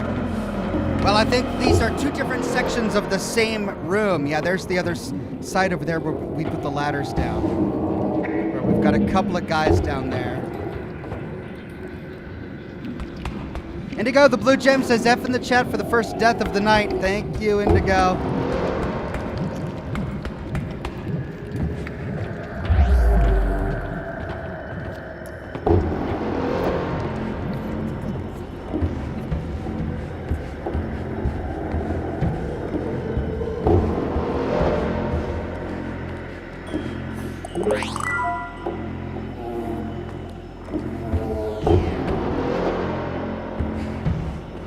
Find RFID 4.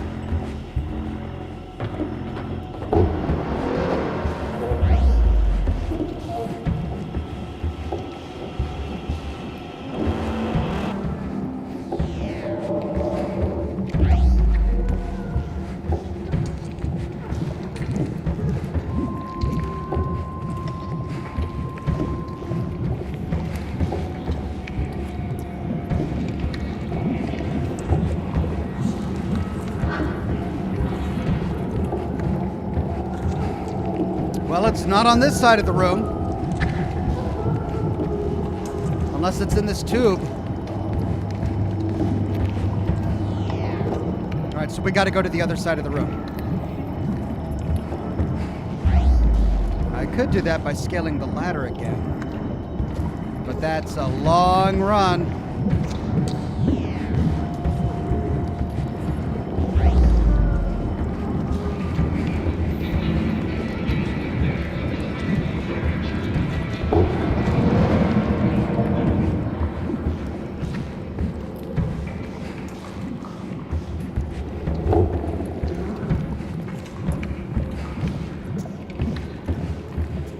Alright, so there's the ladder that we put down on the other side.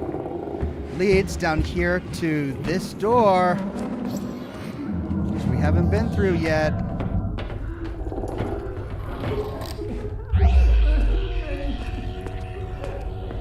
RFID 4.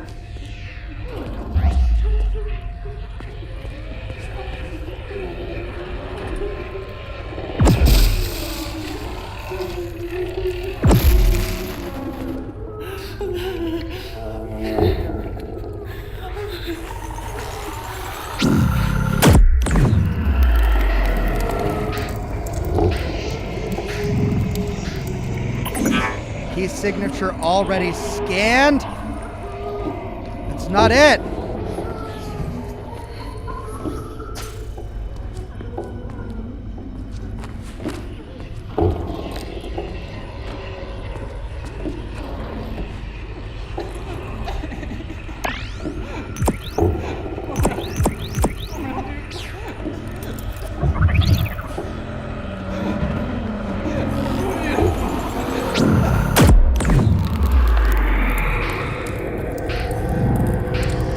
There it is! We got it!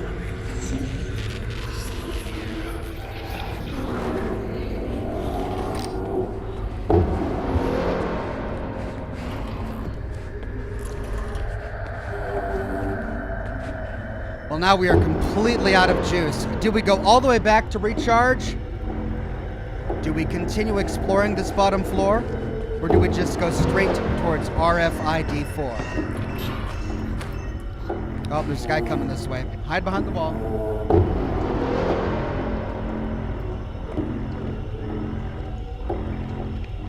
Jake Benz on Facebook says, "Shoot, I missed the Q&A.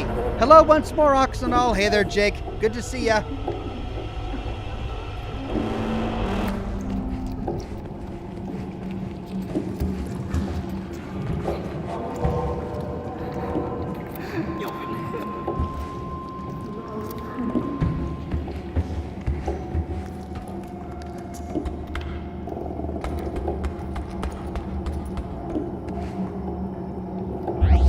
Now there's a green door on this side too.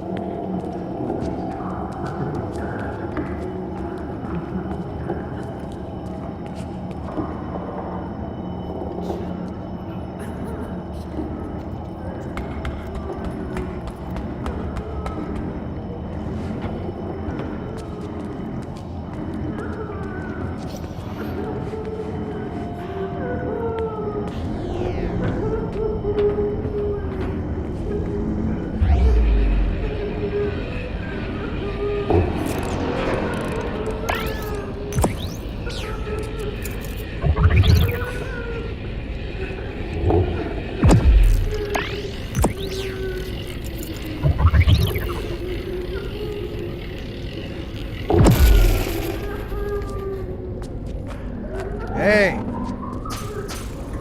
just what I needed.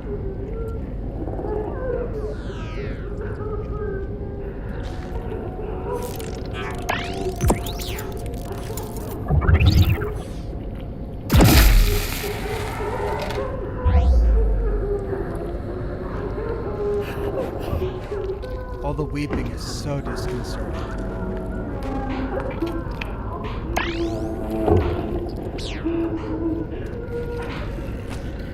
Well, we've already got RFID 4, so we know he's not going to have the right one. But we also don't want to miss out on secrets. So...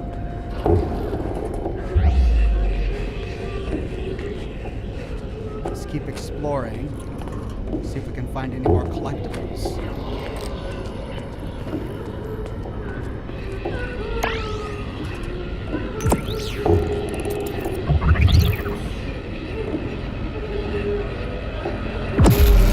Perfect, first time.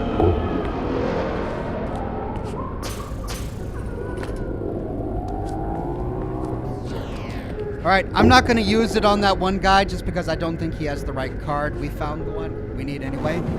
I think this entire map is just an elaborate puzzle to try and get us to find RFID 4. The big question now is, do we go all the way back to refill, or do we move forward under the presumption that we'll find something in the future? Also,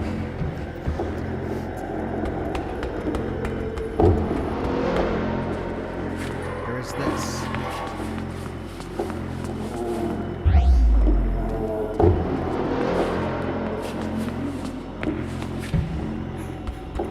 What's over here?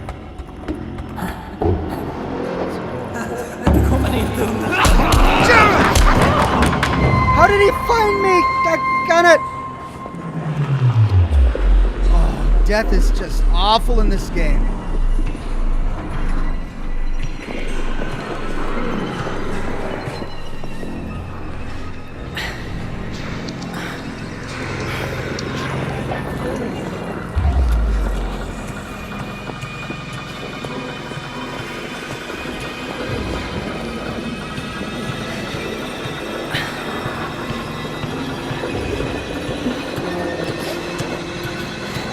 Oh!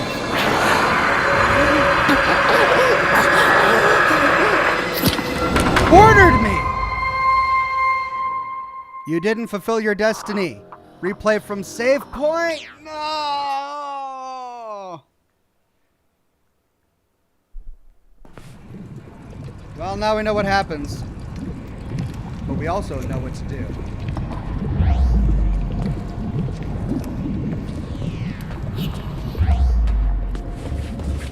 And we know which guy has the RFID card. So we don't have to fiddle with all of that anymore.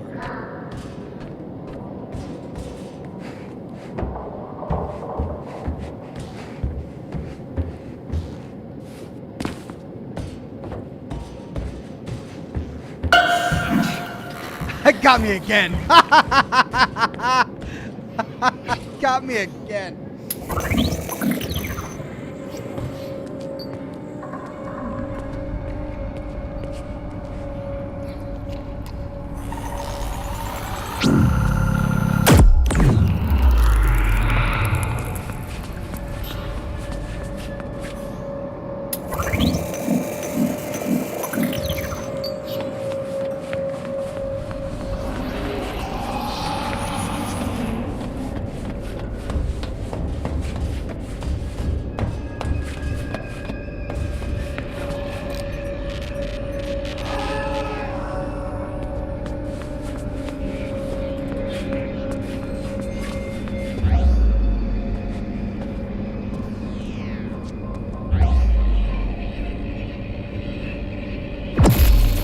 Try.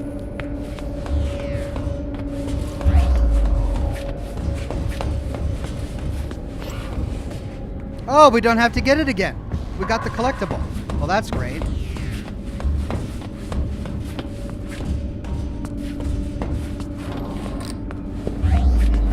Wasn't there a...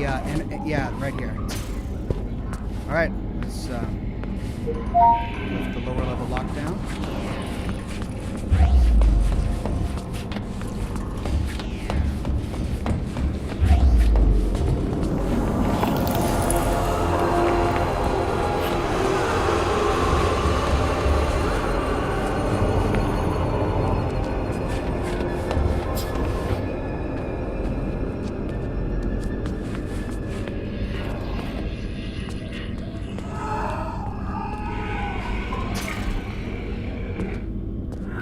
That one. There wasn't anything in these lockers, right?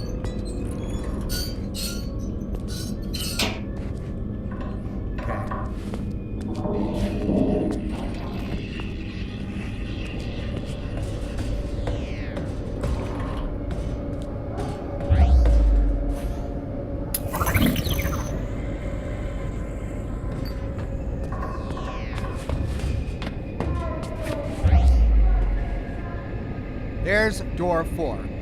We need the key card to get into that door. There's also a door down here locked by door 4.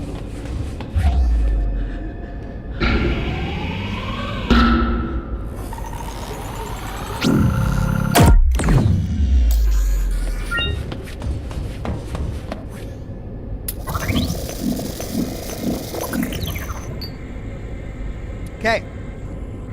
So the easiest way is going to go to the left.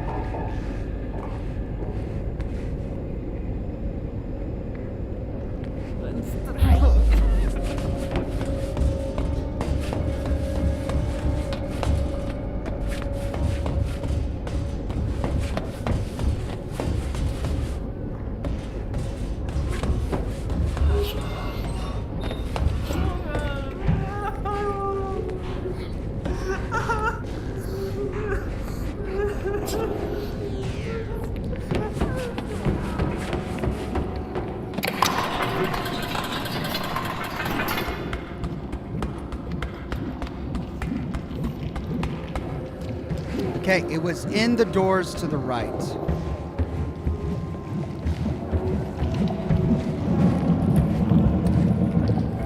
Oh, we gotta go all the way around. How did we do that last time? We went over here.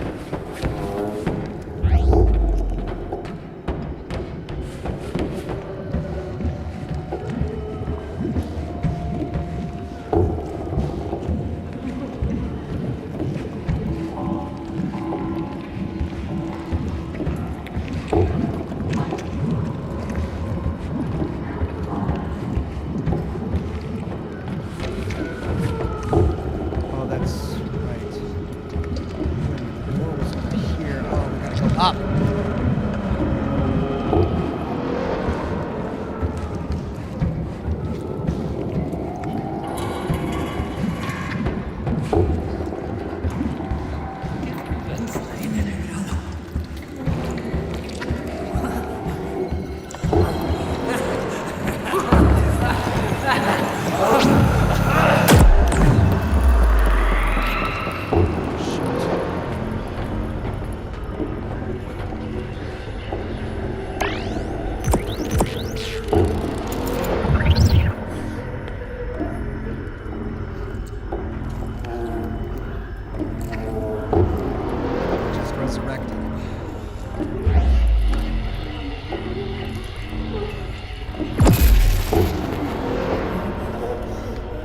Guy.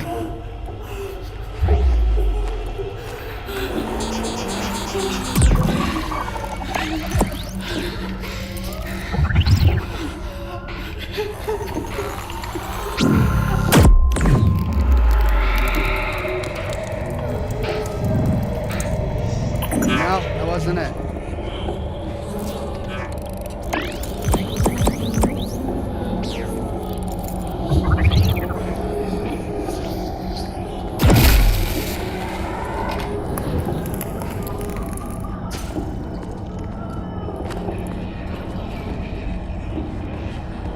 Must have been that guy.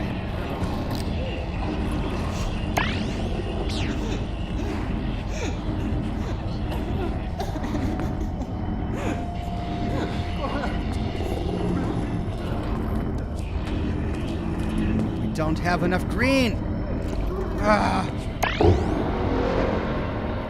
We don't have enough to zap him. Okay, so either we go all the way back and use the machine to recharge, or we go across the other way to get the capsules that we know are waiting there, and then come back.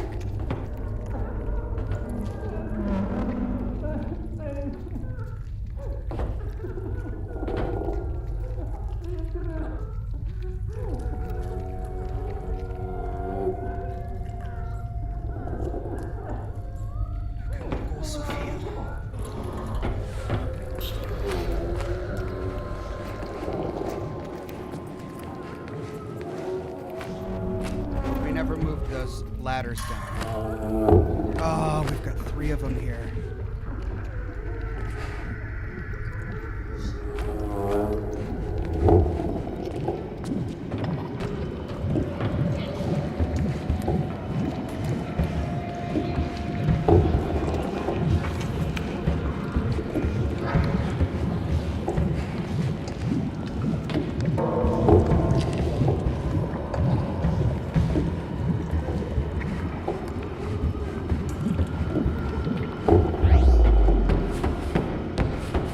Alright, so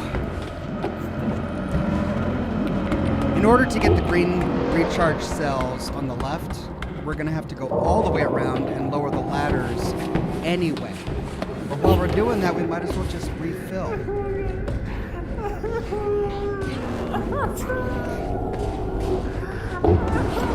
So let's go do that. And then come back. We'll have everything we need. It sucks to miss out on those recharges.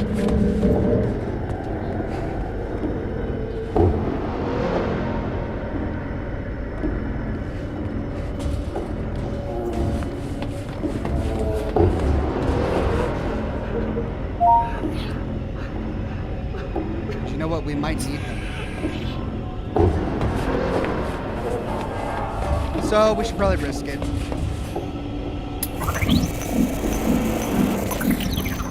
We can go there at least without spending anything, but coming back is the problem. But we won't need to come back, except to recharge.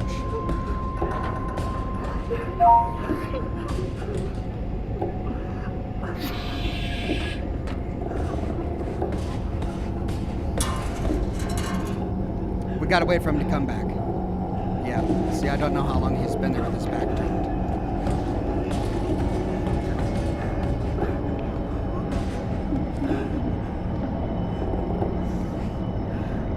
And he turns.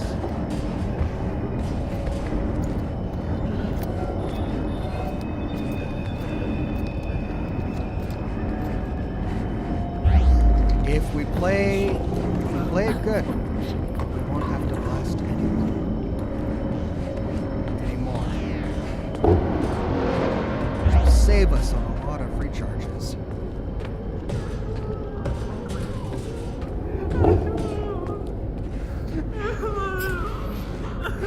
Okay. Ladder 1, down. Ladder 2.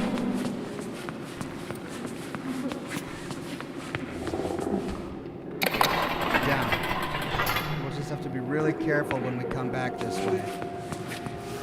Okay, so down this ladder and go into the rooms.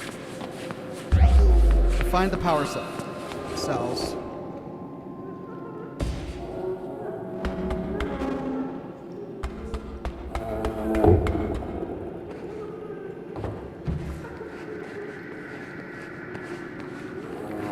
Oh, there's a guy coming.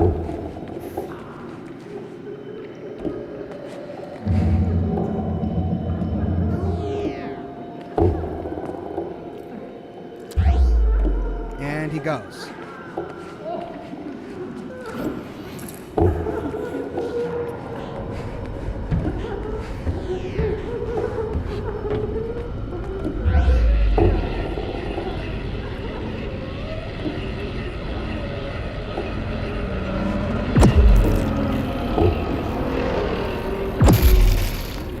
There's 2. And I believe there were 2 more.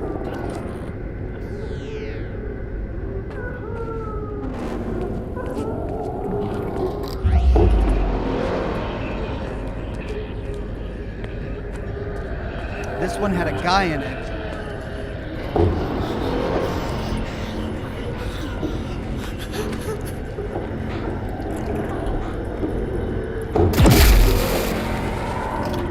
There we go. We traded 1 for 2, so we got a net of 1. And that's it. So we can go back out.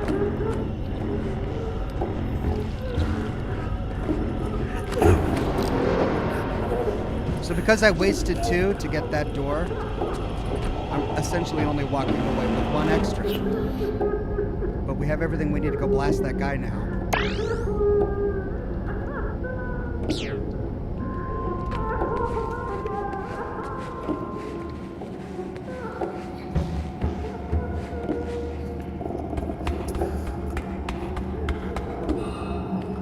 Chat says you can scan them without zapping them if you sneak. Oh, do I dare try? Thank you, Mega Glow Z.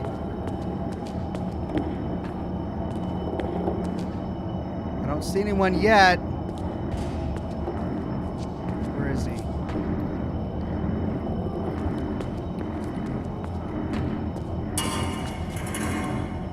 He's coming back this way. Okay. I'll wait for him to turn around and go away. And then there's that guy. I'm going to have to wait for them both to turn around and go away. Then we'll go get it. All right, I'll see if I can scan it without zapping them.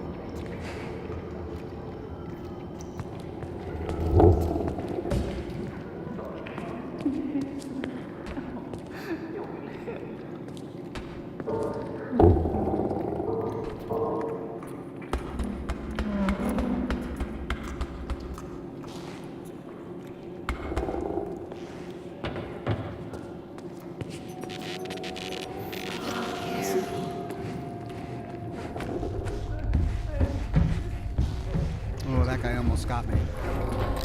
Okay.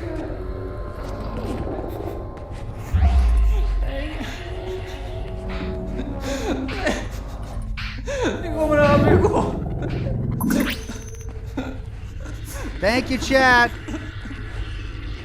Saved me a lot of heartache there. Okay, he's coming back.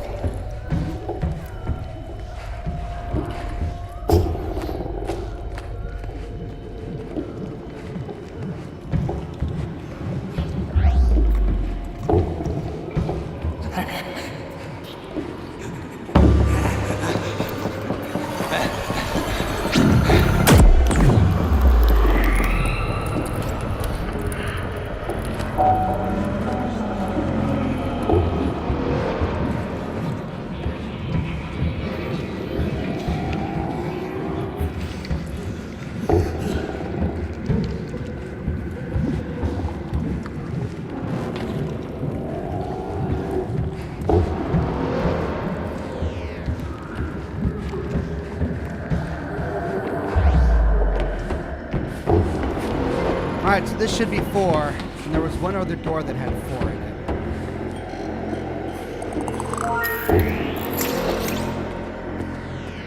Hey, finally, I've got some lore. Now I just want a save spot. It burns. I told everyone that staying still numbs the pain, but it doesn't work. That bastard. He convinced the whole team to drink the blood. He said it was the only shot for immortality for people like us. I've been trying to get a hold of someone, anyone on the outside. No one's answering. They flayed us and wouldn't tell us why. Why? I never wanted to drink it. Why did I drink it? I could be with the others now. I could have been dead weeks ago. Months? How long has it been like this? Oh God, how long has it been? Make it stop. Please make it stop. Kill me. Kill me, kill me, kill me, kill me. Okay, so don't drink the blood. Right.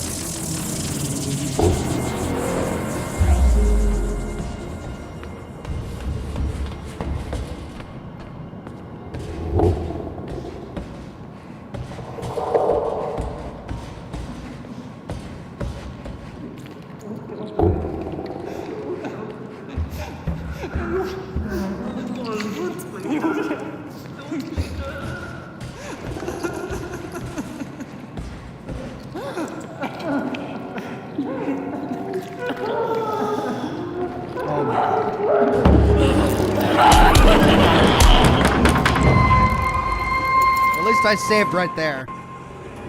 Fatal error? Why? No!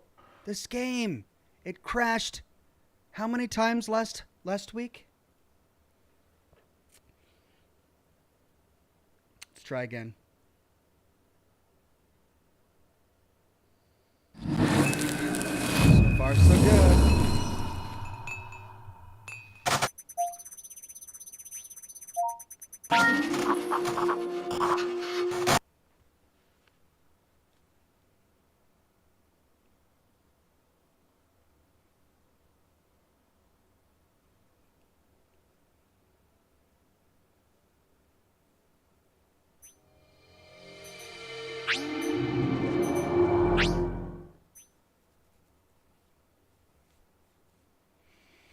Did it save? It did.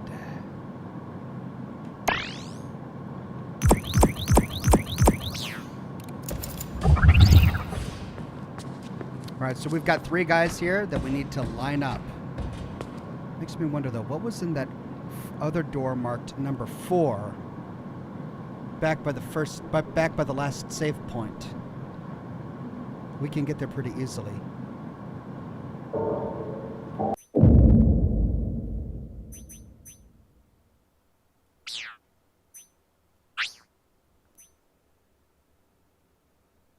And that gives me a chance to fuel up without wasting my 5 charges.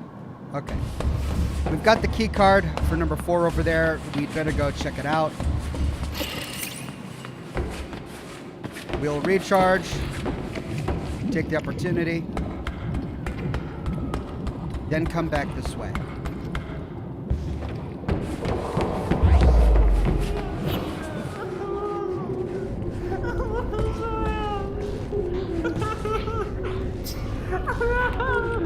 So these guys are all former employees. They drank the blood and then turned into whatever it is they are now. They can't die.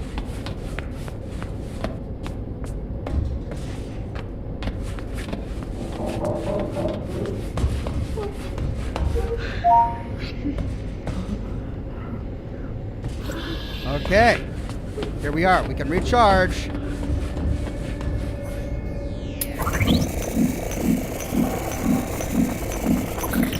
And then there was a door marked 4 over here that we can now open.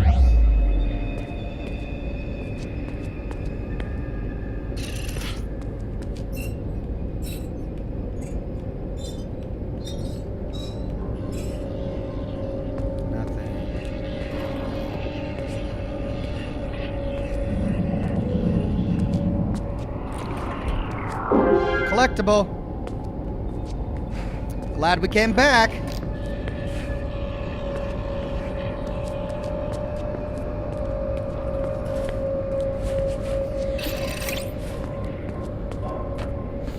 And that saved us our 5 recharge cells.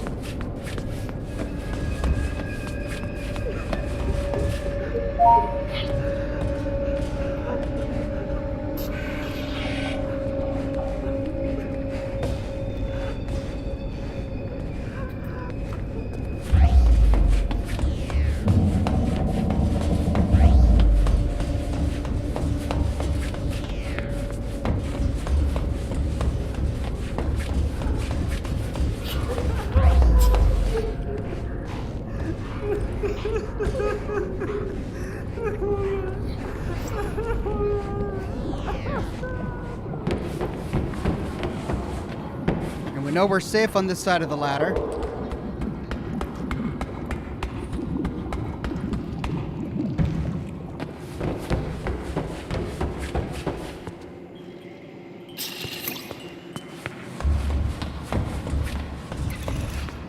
Okay.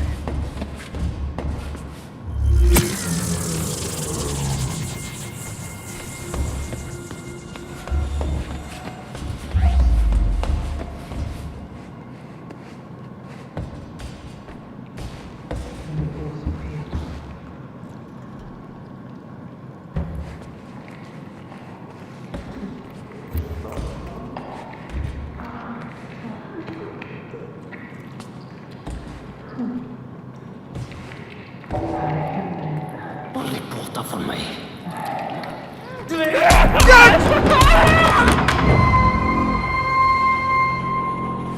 didn't know that last guy wandered around. Jeez, man.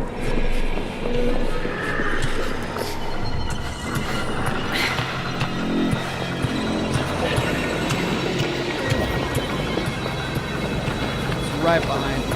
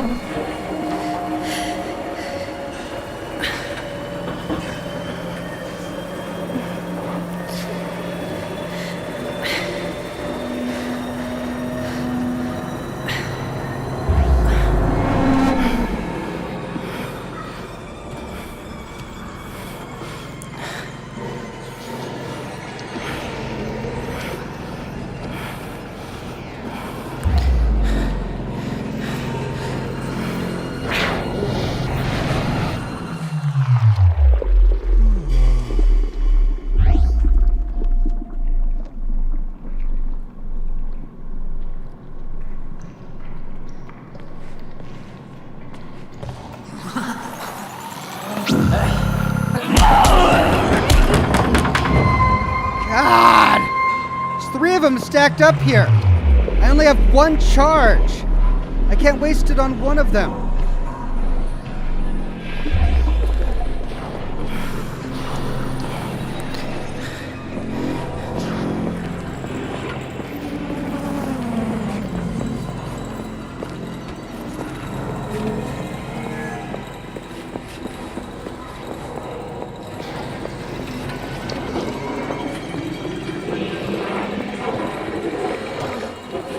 Nope, not that guy.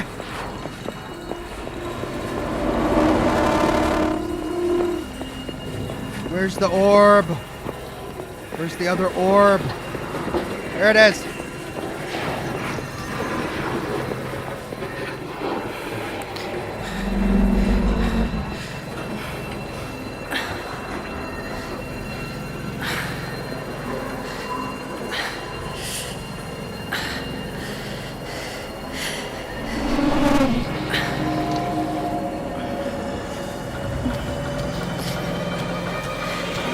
God.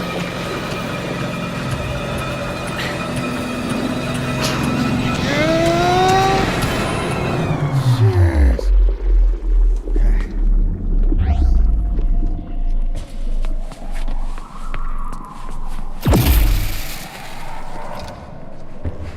Okay. I'm hiding.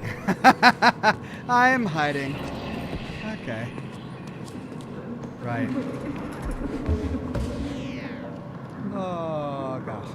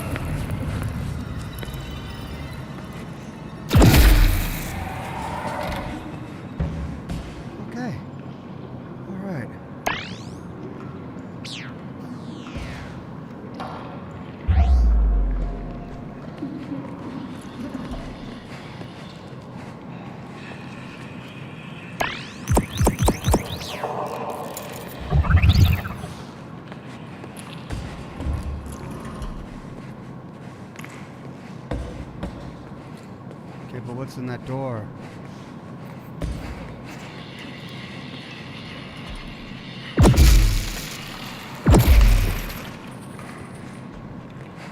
I had to see what was in here, and it's nothing. And I wasted it.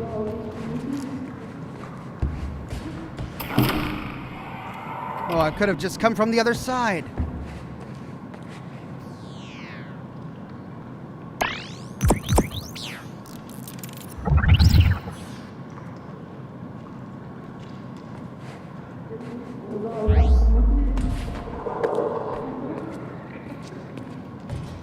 nothing down there. Whew, that hallway is filled with them. And they keep respawning, too.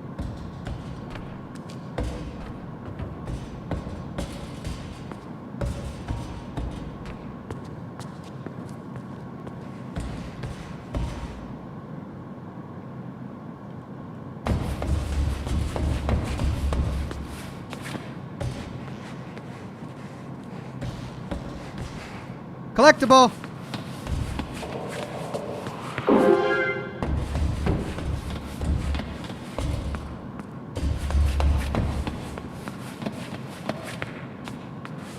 Yes!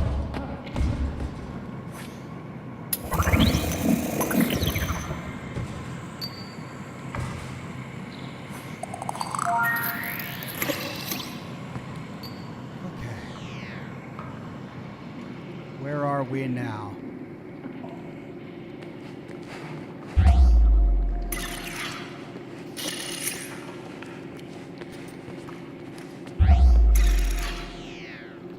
Lots of tubes going up.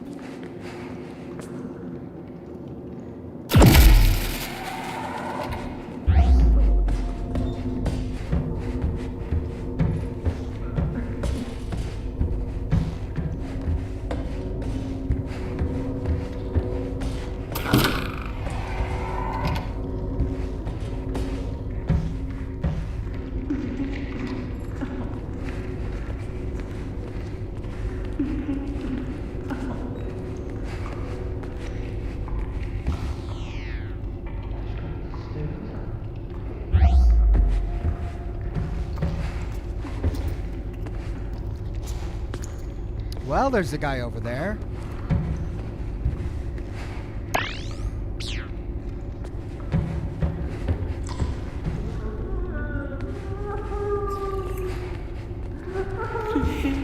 Guy right there.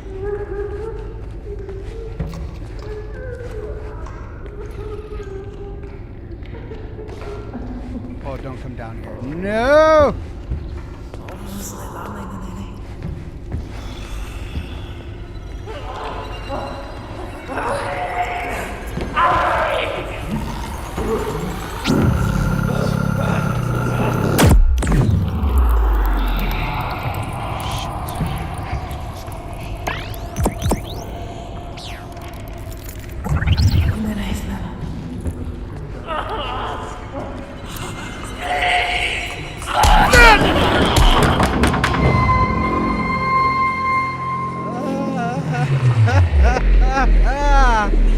This is brutal, man.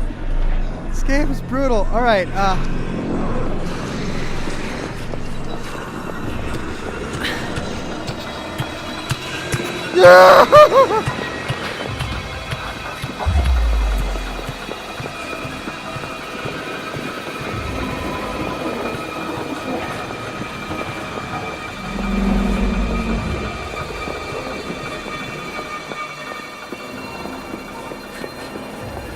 There's the other one. There's that one.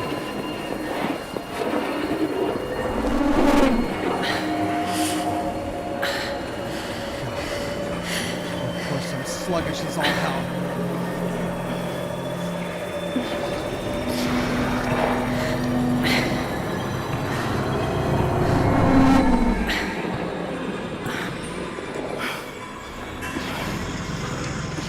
Two of them!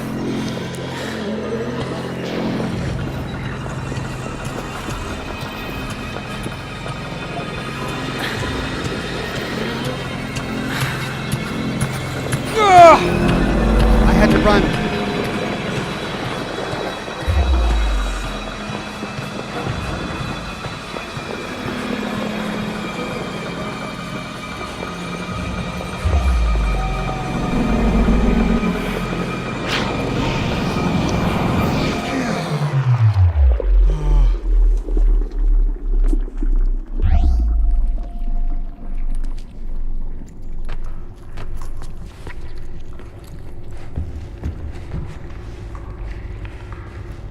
Oh no.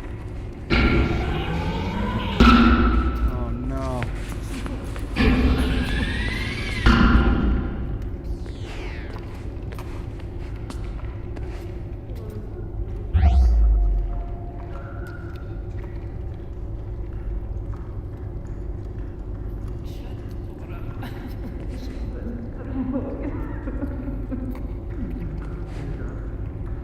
should have gone up those tubes.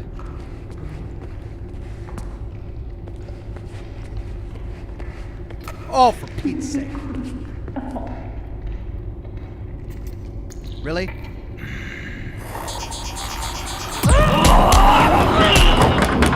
Really? He walks right to where I'm hiding. Oh, God.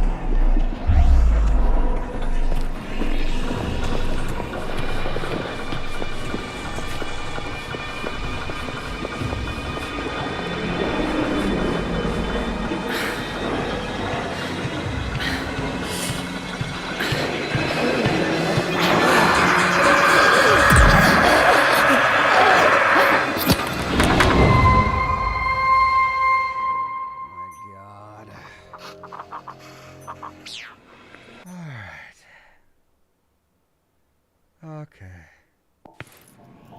I can do this.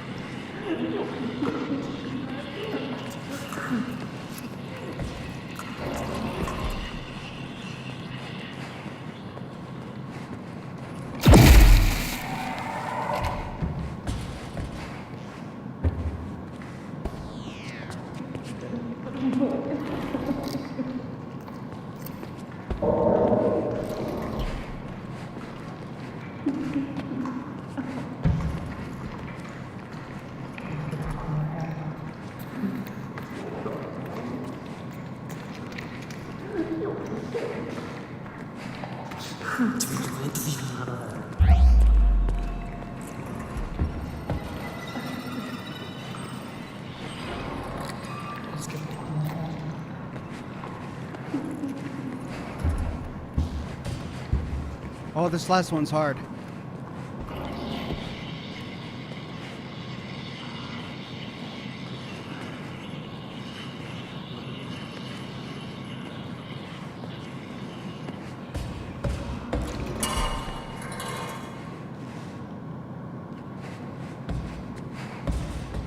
Oh, we got through. Oh. Right. Survivor from the old era says, I'm a little late to Scotch and smoke rings, but I made it. Speaking of little, there once was a king who was 12 inches tall. He was a terrible king, but a great ruler. Thank you.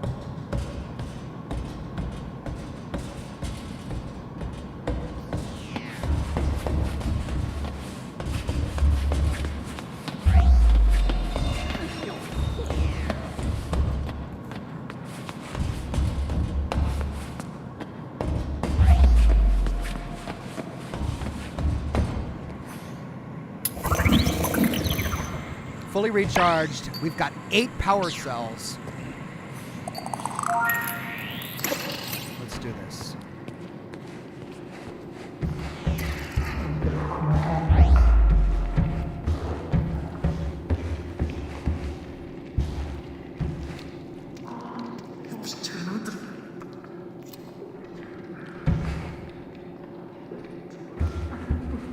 Oh, there's a recharge right there.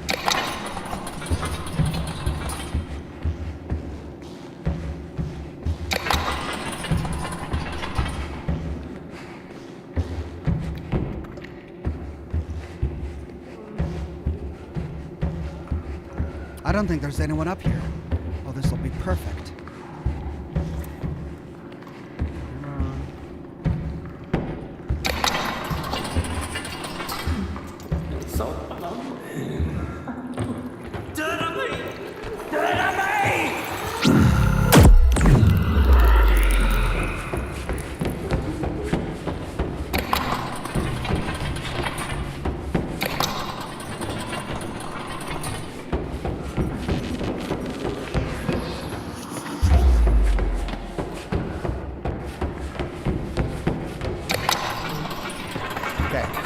All the ladders are down. I can recharge right there.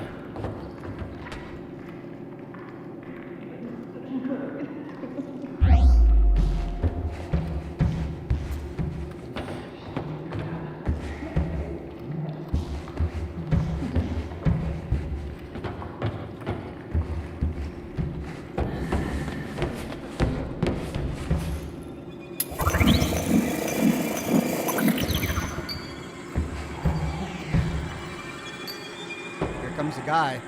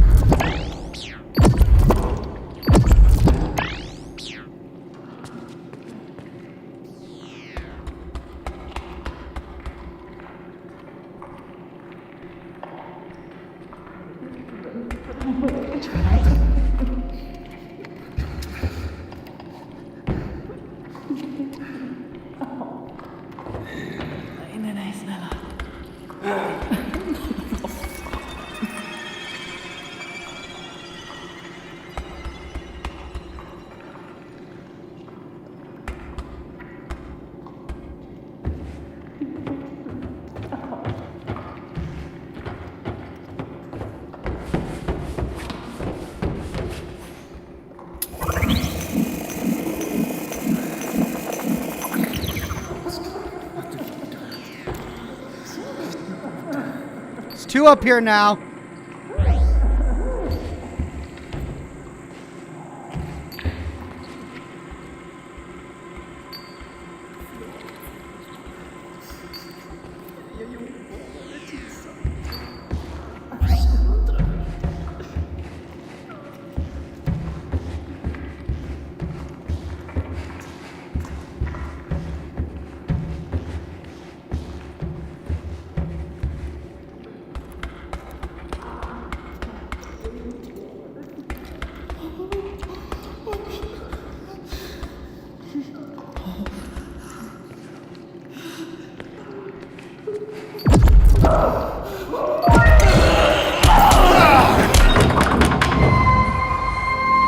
For frick's sake, man.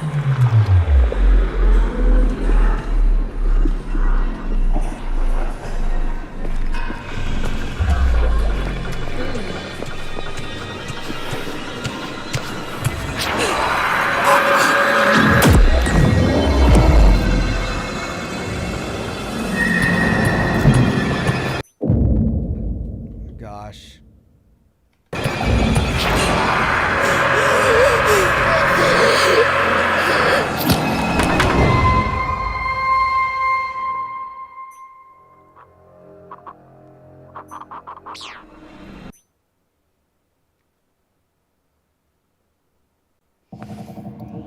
Okay, I'm going to reduce the difficulty because me doing the same thing over and over again just isn't fun for anyone. Let's do Viking difficulty.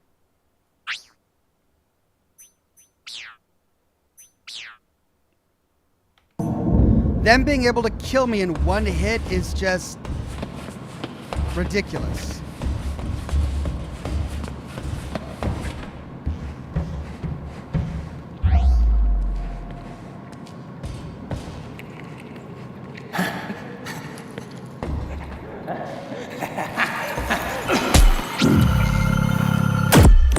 There, see? That already saved my bacon.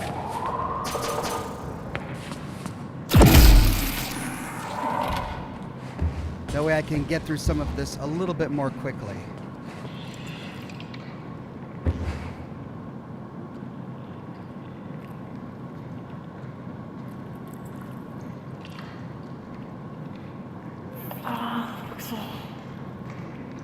Really? You're just gonna stand there?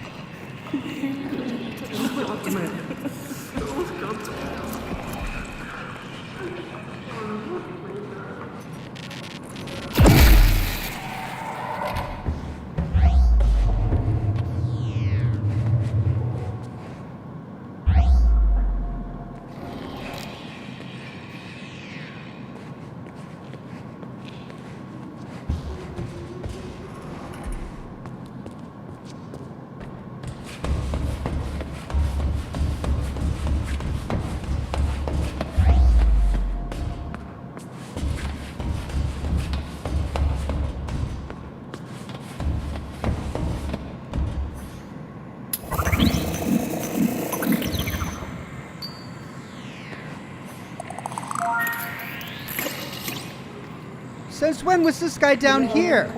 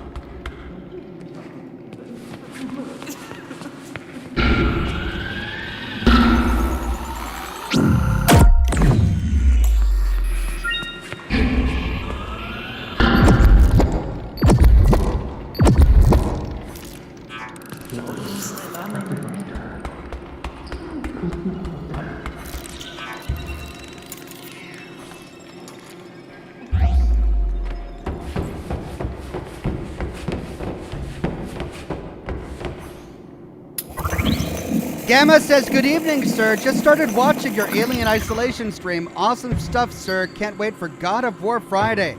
Thank you, my friend. Alien Isolation was an absolute blast.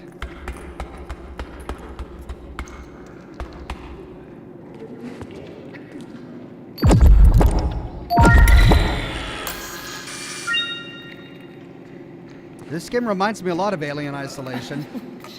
Just it's a little more annoying. Basement storage.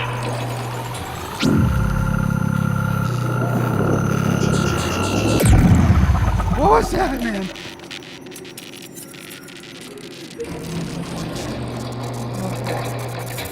And we can get out.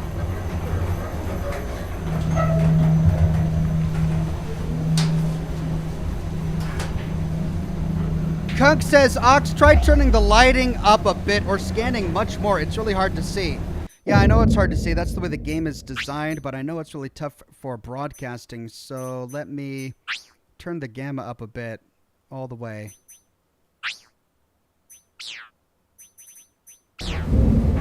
That should help a little bit, make the live stream a little bit better. Floor 1, communications. Finally.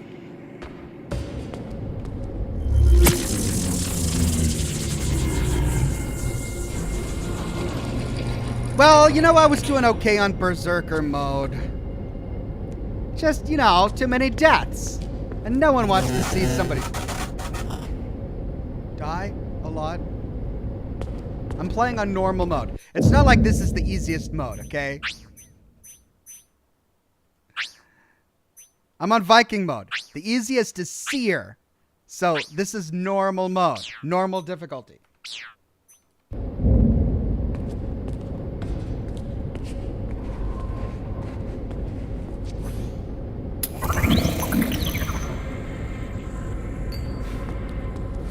Ooh, someone blasted that glass.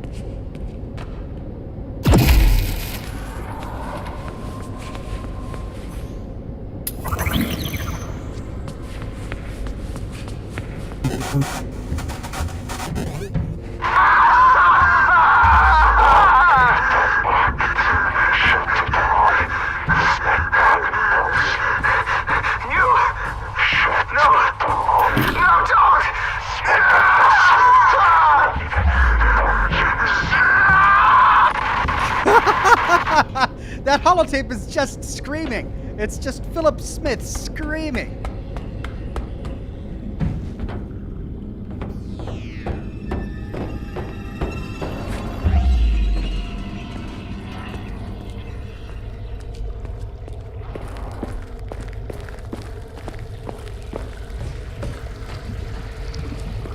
Yay, the wormhole!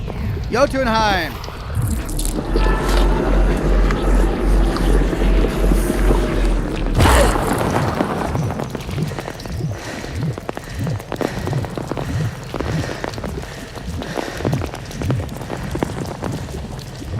If I were playing it on my own, I would totally try Berserker mode just to see if I could do it, but, you know, I'm on a time limit. I've only got 2 hours to play this game each day.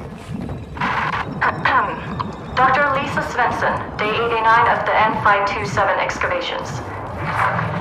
During the expansion of N527, several remains of the natives were uncovered. This was the first time any of us could get close to any of these violent and immense creatures. Analysis of the ice surrounding the remains proves that they have been here for well over 400,000 years. This means that they existed even before the woolly mammoth. What is even more fascinating is that they seem to have changed very little within the last hundreds of thousands of years. Like evolution is on a standstill in this world. We didn't expect this, and we have to conduct research around these remains. I would like properly educated staff to be added to our ranks so we can uncover the history of these violent creatures. Dr. Lisa Svensson, N527. This looks like a giant hand. Can I climb up this hand? No.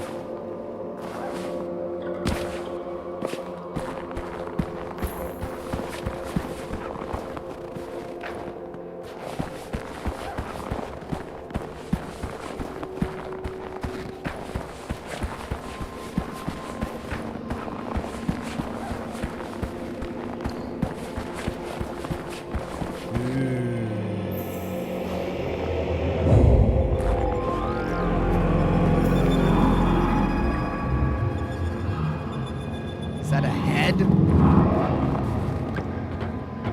Is that a giant's head? Oh.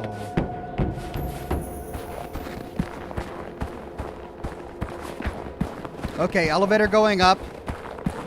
Wormy says, depressing week, but made it to see my favorite streamer. Wormy, I'm so touched you came by.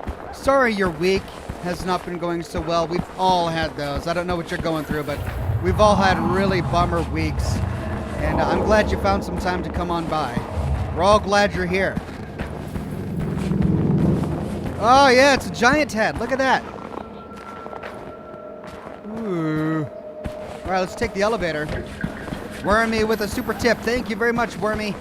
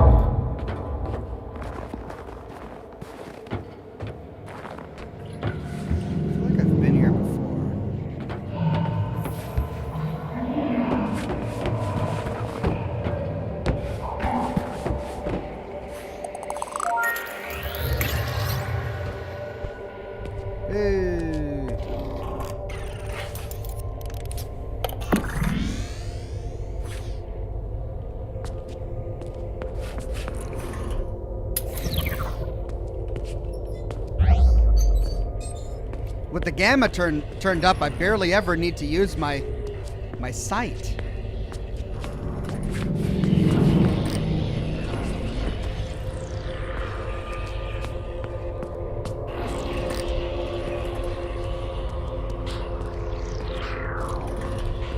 Okay, nothing in the bathrooms. Hold on. Quick sec. Bio break. I'll be right back. I've been holding it in. Be right back.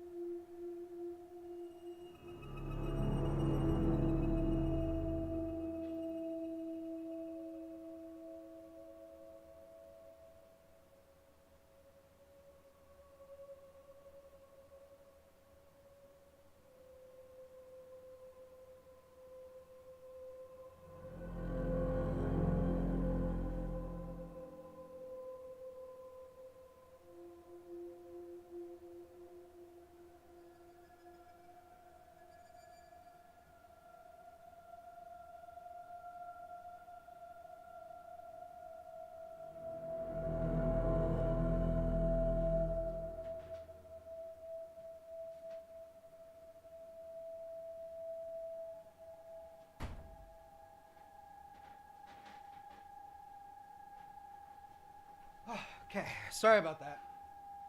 You didn't see anything moving in the blinds, did you? Those blinds are still fine, right? Yeah, I didn't see anything in the blinds.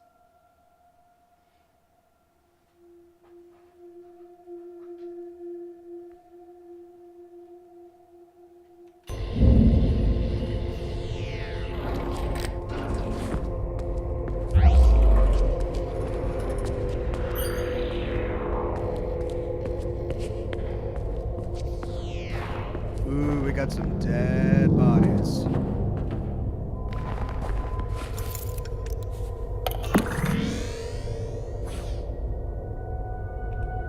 Dr. Brian Roberts, Niflheim Operations Supervisor. Progress report on Niflheim Outpost N527.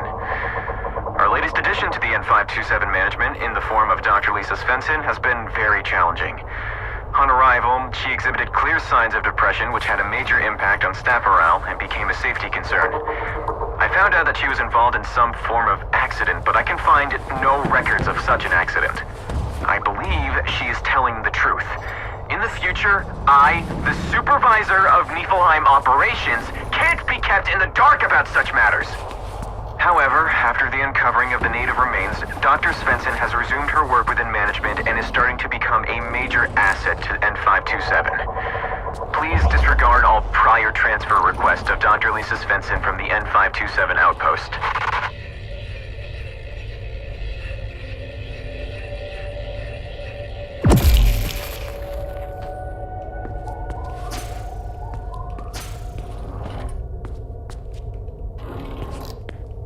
One and done.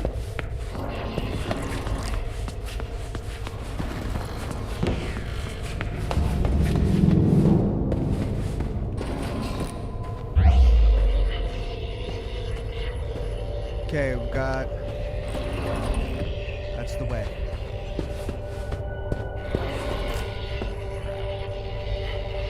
I was bragging a minute ago. Can I do it one and done?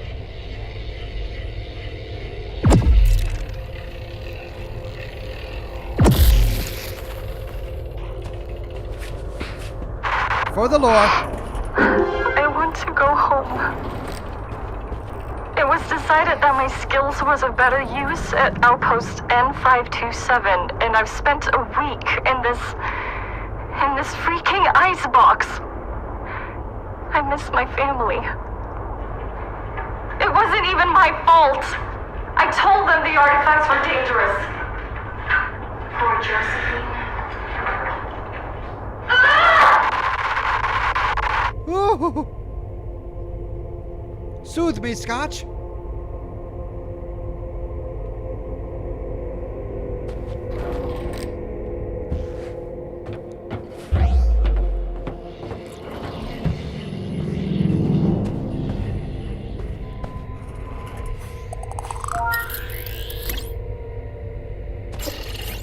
That's the way I need to go.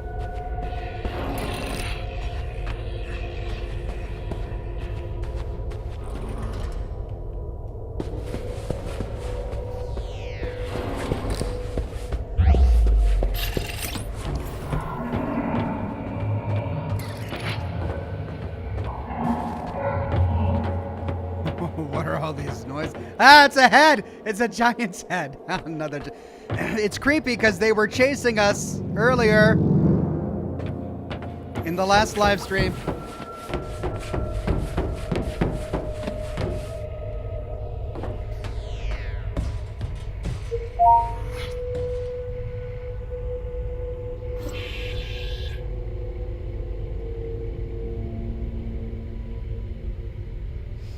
Jared on Facebook says, I can't believe how late I am. You take a nap and you woke up hours later. Sorry, Ox.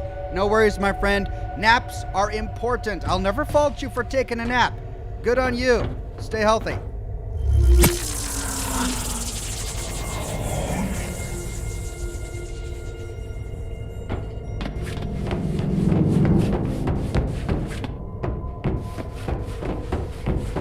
Progress.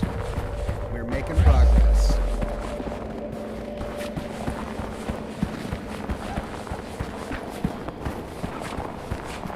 Oh, there's a moving giant. Ah! It's not gonna chase me, is it? Like it did last time? Please don't chase me. I want to explore. I want to explore! It's over here. Oh, this is where... Yes! Collectible.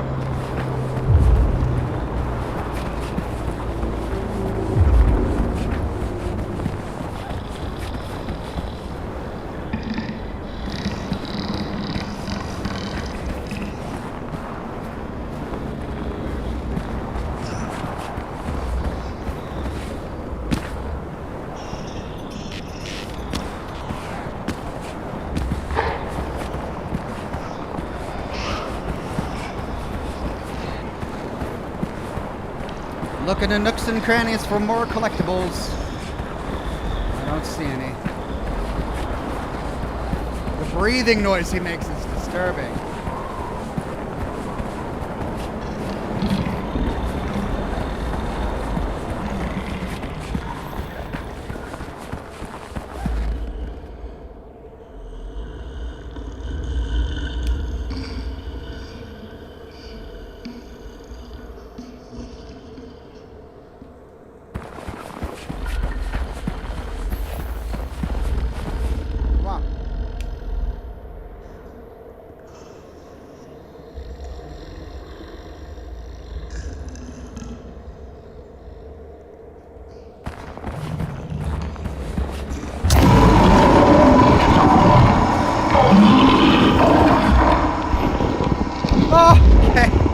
Yeah, fine. They can just dig through tunnels. Oh.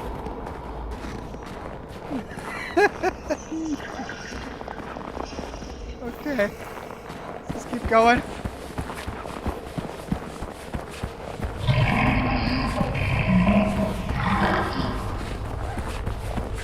Freaking ice giants.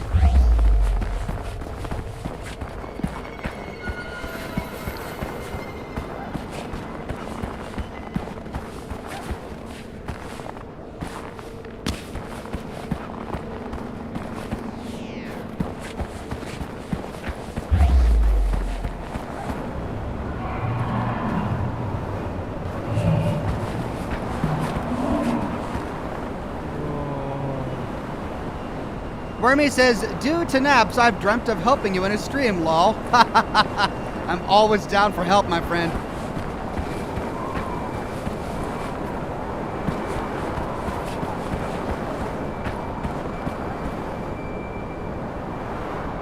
Wish I could get help keeping the cigar lit.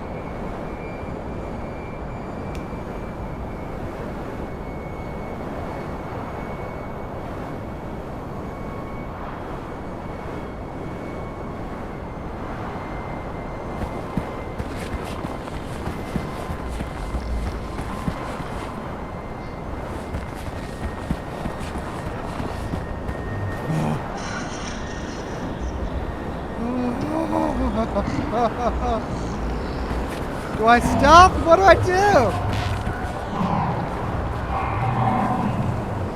Is this a dead giant's arm?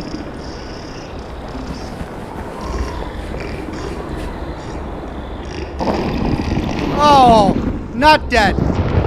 Living. It's a living giant's arm. A living, sleeping giant's arm. Jeez. Walk gently.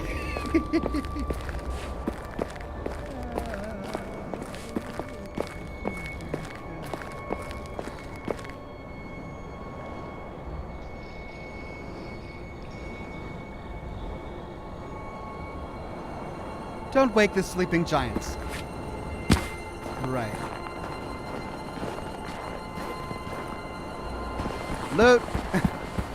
Gotta look in every nook and cranny. They're gonna be hiding a collectible around here somewhere.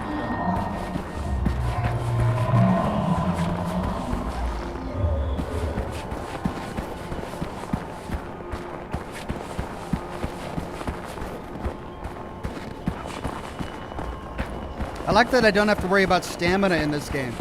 I have to worry about my sight. Oh, those are his feet. How is this guy sleeping? He's just tangled up in here. Just stuck between the rocks. Have a nice nap, guy.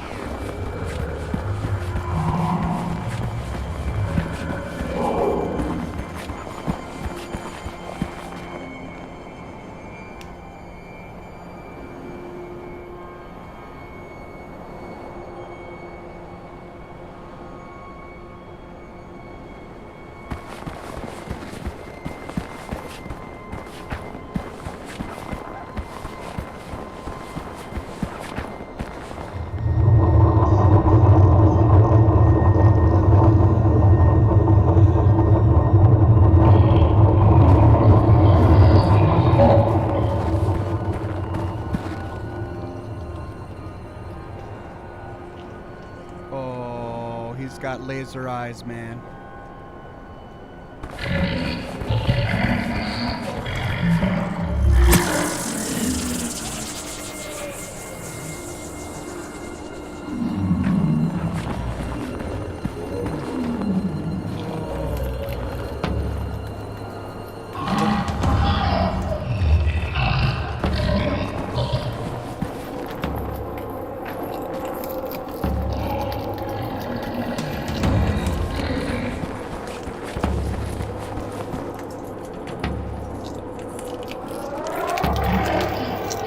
That's a bunch of dead people.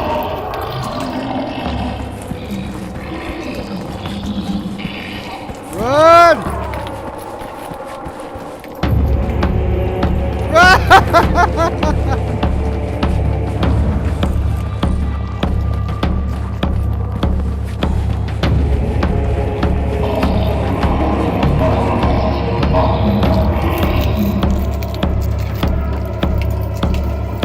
Creepy as hell. Keep running!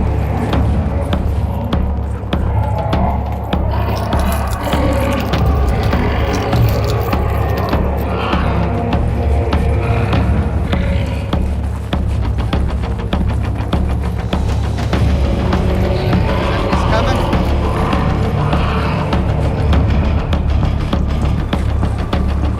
Oh!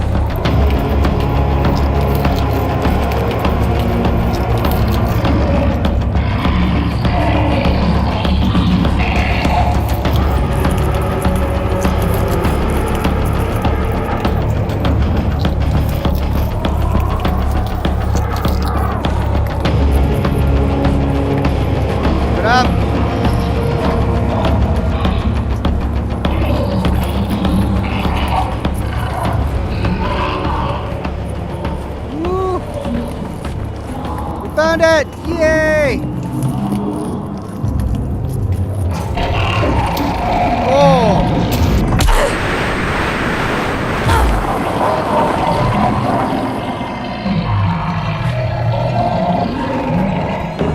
Oh, it's the doggy!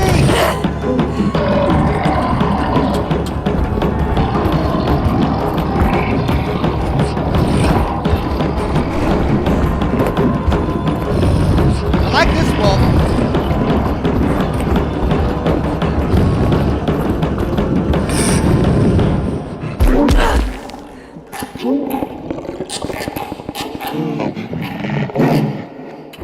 Hey, puppy.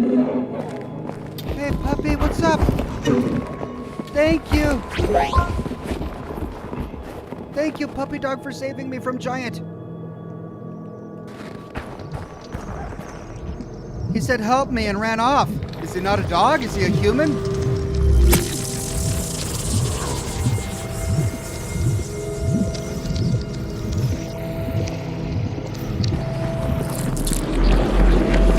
This game is a trip, man. Achievement unlocked, Traveling Seer and Traveling Viking.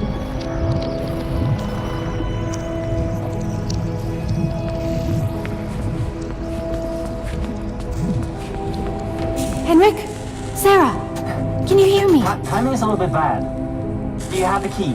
I got it, but I have to tell you Just that... insert the artifact key into the tablet and hurry back here. There's something we want to show you.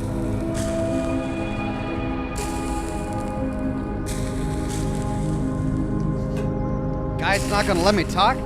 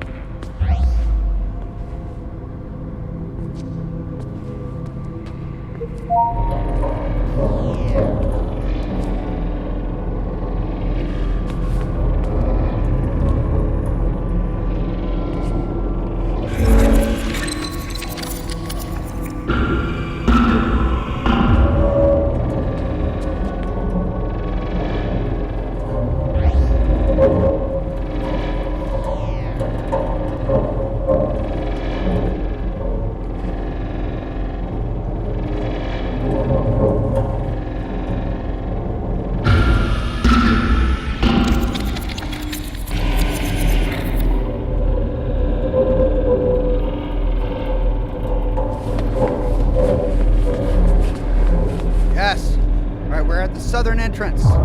That dude's waiting for us over there, but there's no one over here. Still can't open that. 7. We've got 4.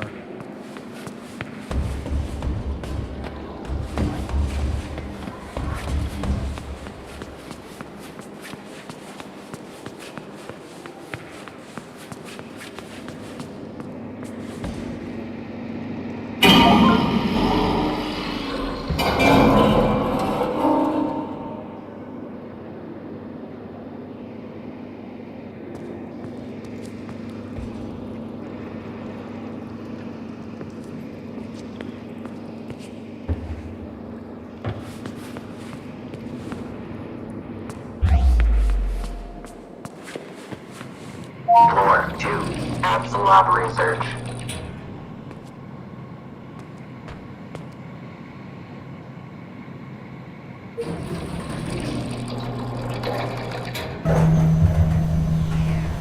Okay.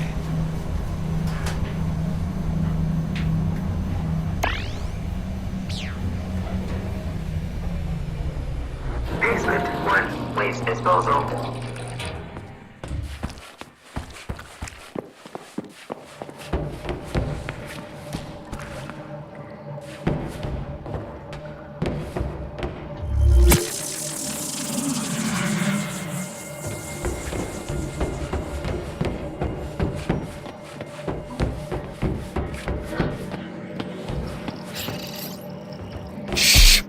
Relax. Just relax. There's something I want to show you. By choking me? Something you need to see. by choking me, really.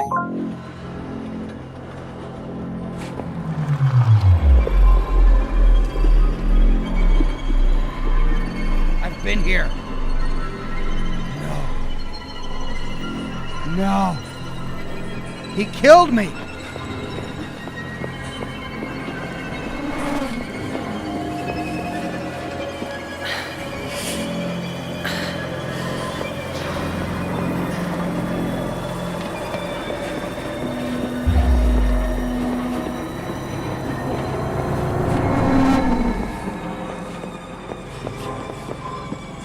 Luckily, I had just saved. Was I not supposed to go back to the basement?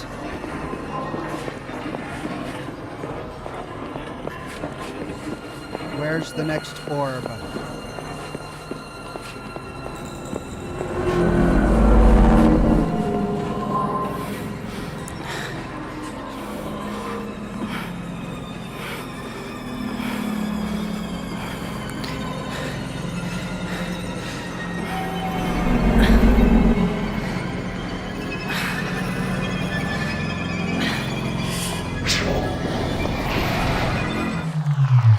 Project Boredom Killer says, "Hey Ox, rarely get to watch you live." Sarah, you were right.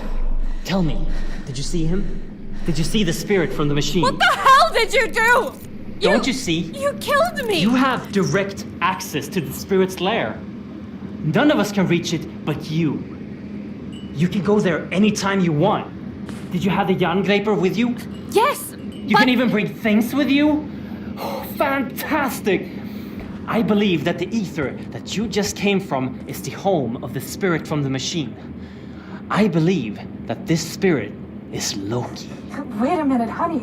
You can't just assume that. We don't know. You are crazy! I've had enough of this! No, please, listen to me. I'm sorry Henrik did that to you. We knew perfectly fine that it wasn't going to kill you, and it wasn't like we could ask you to die for us. I'm not a test subject. You can't kill me for some damn experiment! I promise. I'm sorry. Please don't let the world end. Sarah, tell her what you told me before. Beneath the shadow of Yggdrasil, in the Well of Wisdom, is where the final artifact key can be recovered. In the depth, under the Tree of All Things. But that is not all it holds. On your way to the depth, you should be able to recover another artifact, the Eye of Odin.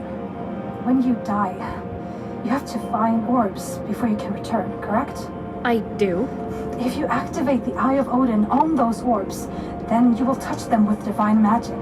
Then, placing them in the keyholes won't just let you pass back to Midgard. It will let you destroy the ether with the spirit left inside. We just need to find a route leading to the well. I know of one. What? I'm sorry I didn't tell you, Sarah. Before I got in contact with you again, I found the well. When I did, I thought I could fix all of this. And just like the All-Father Odin, I sacrificed my eye for wisdom. Oh, Henrik. It didn't work. The route that leads to the well is underneath us, in the waste treatment plant. Scan my hand, and you'll gain access to it through the elevator.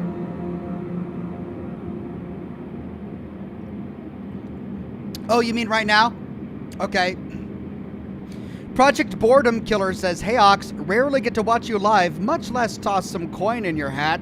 Glad to see you're wearing it tonight. Thank you, my friend. The hat is my show hat." Nugget Fleas says, "I don't trust either of them." Yeah, they're definitely not giving me trust. What are you waiting for? Just scan it already. Hey! I'm chatting. Let me chat, guy. What was I saying? Yeah, he's definitely not giving me trustworthy vibes. Tried to kill me. That should do it. Head down to the waste treatment plant. It should be a straight path from there. Good luck. And be careful down there. Never let the lights go out. In the worst case scenario, you always have the Jangreper. Yeah, worst case.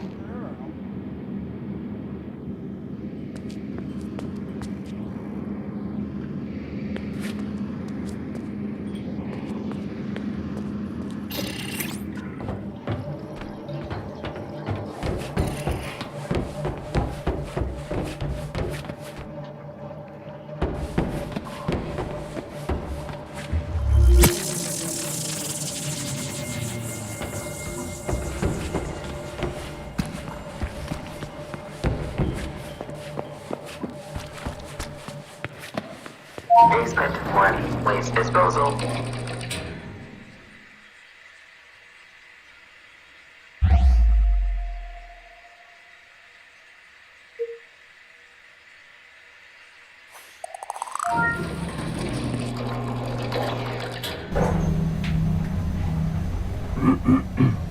Don't use the Eye of Odin until the last Apsulov key is inserted. Thank you for clarifying. Last Eye of Odin.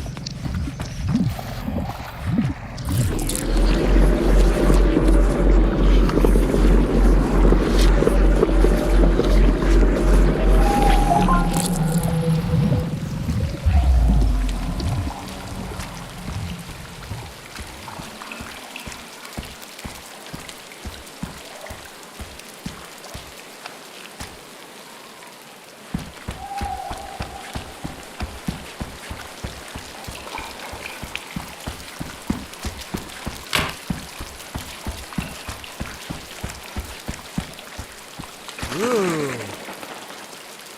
Cool. Oh, what's making that diabolical noise?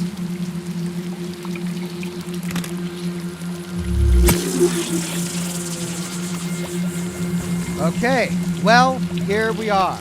And, sadly, I'm all out of time. With that, ladies and gentlemen, I'm going to have to end the broadcast. Thank you for joining me for today's episode of Scotch and Smoke Rings and Absalov Part 3. We'll pick up right here where we leave off next week, same Ox time, same Ox channel, for Absalov Part 4. William Defoe TV gave me a super chat tip. Thank you very much, my friend. I'm really intrigued by this game. I'm glad we reduced the difficulty a little bit so that we can whip through this story a little bit more faster. I hope you'll tune in next week. For tomorrow, we've got God of War. Having a blast with that game. Much more to come with God of War. I hope you'll join me for that. And for the weekend, I've got a new lore video and the full story of Steel Dawn and Steel Rain. Stay tuned for that. Have a wonderful rest of your night, and I'll see you all again very soon with more lore videos and more live streams. Have a good night, everybody. See you later.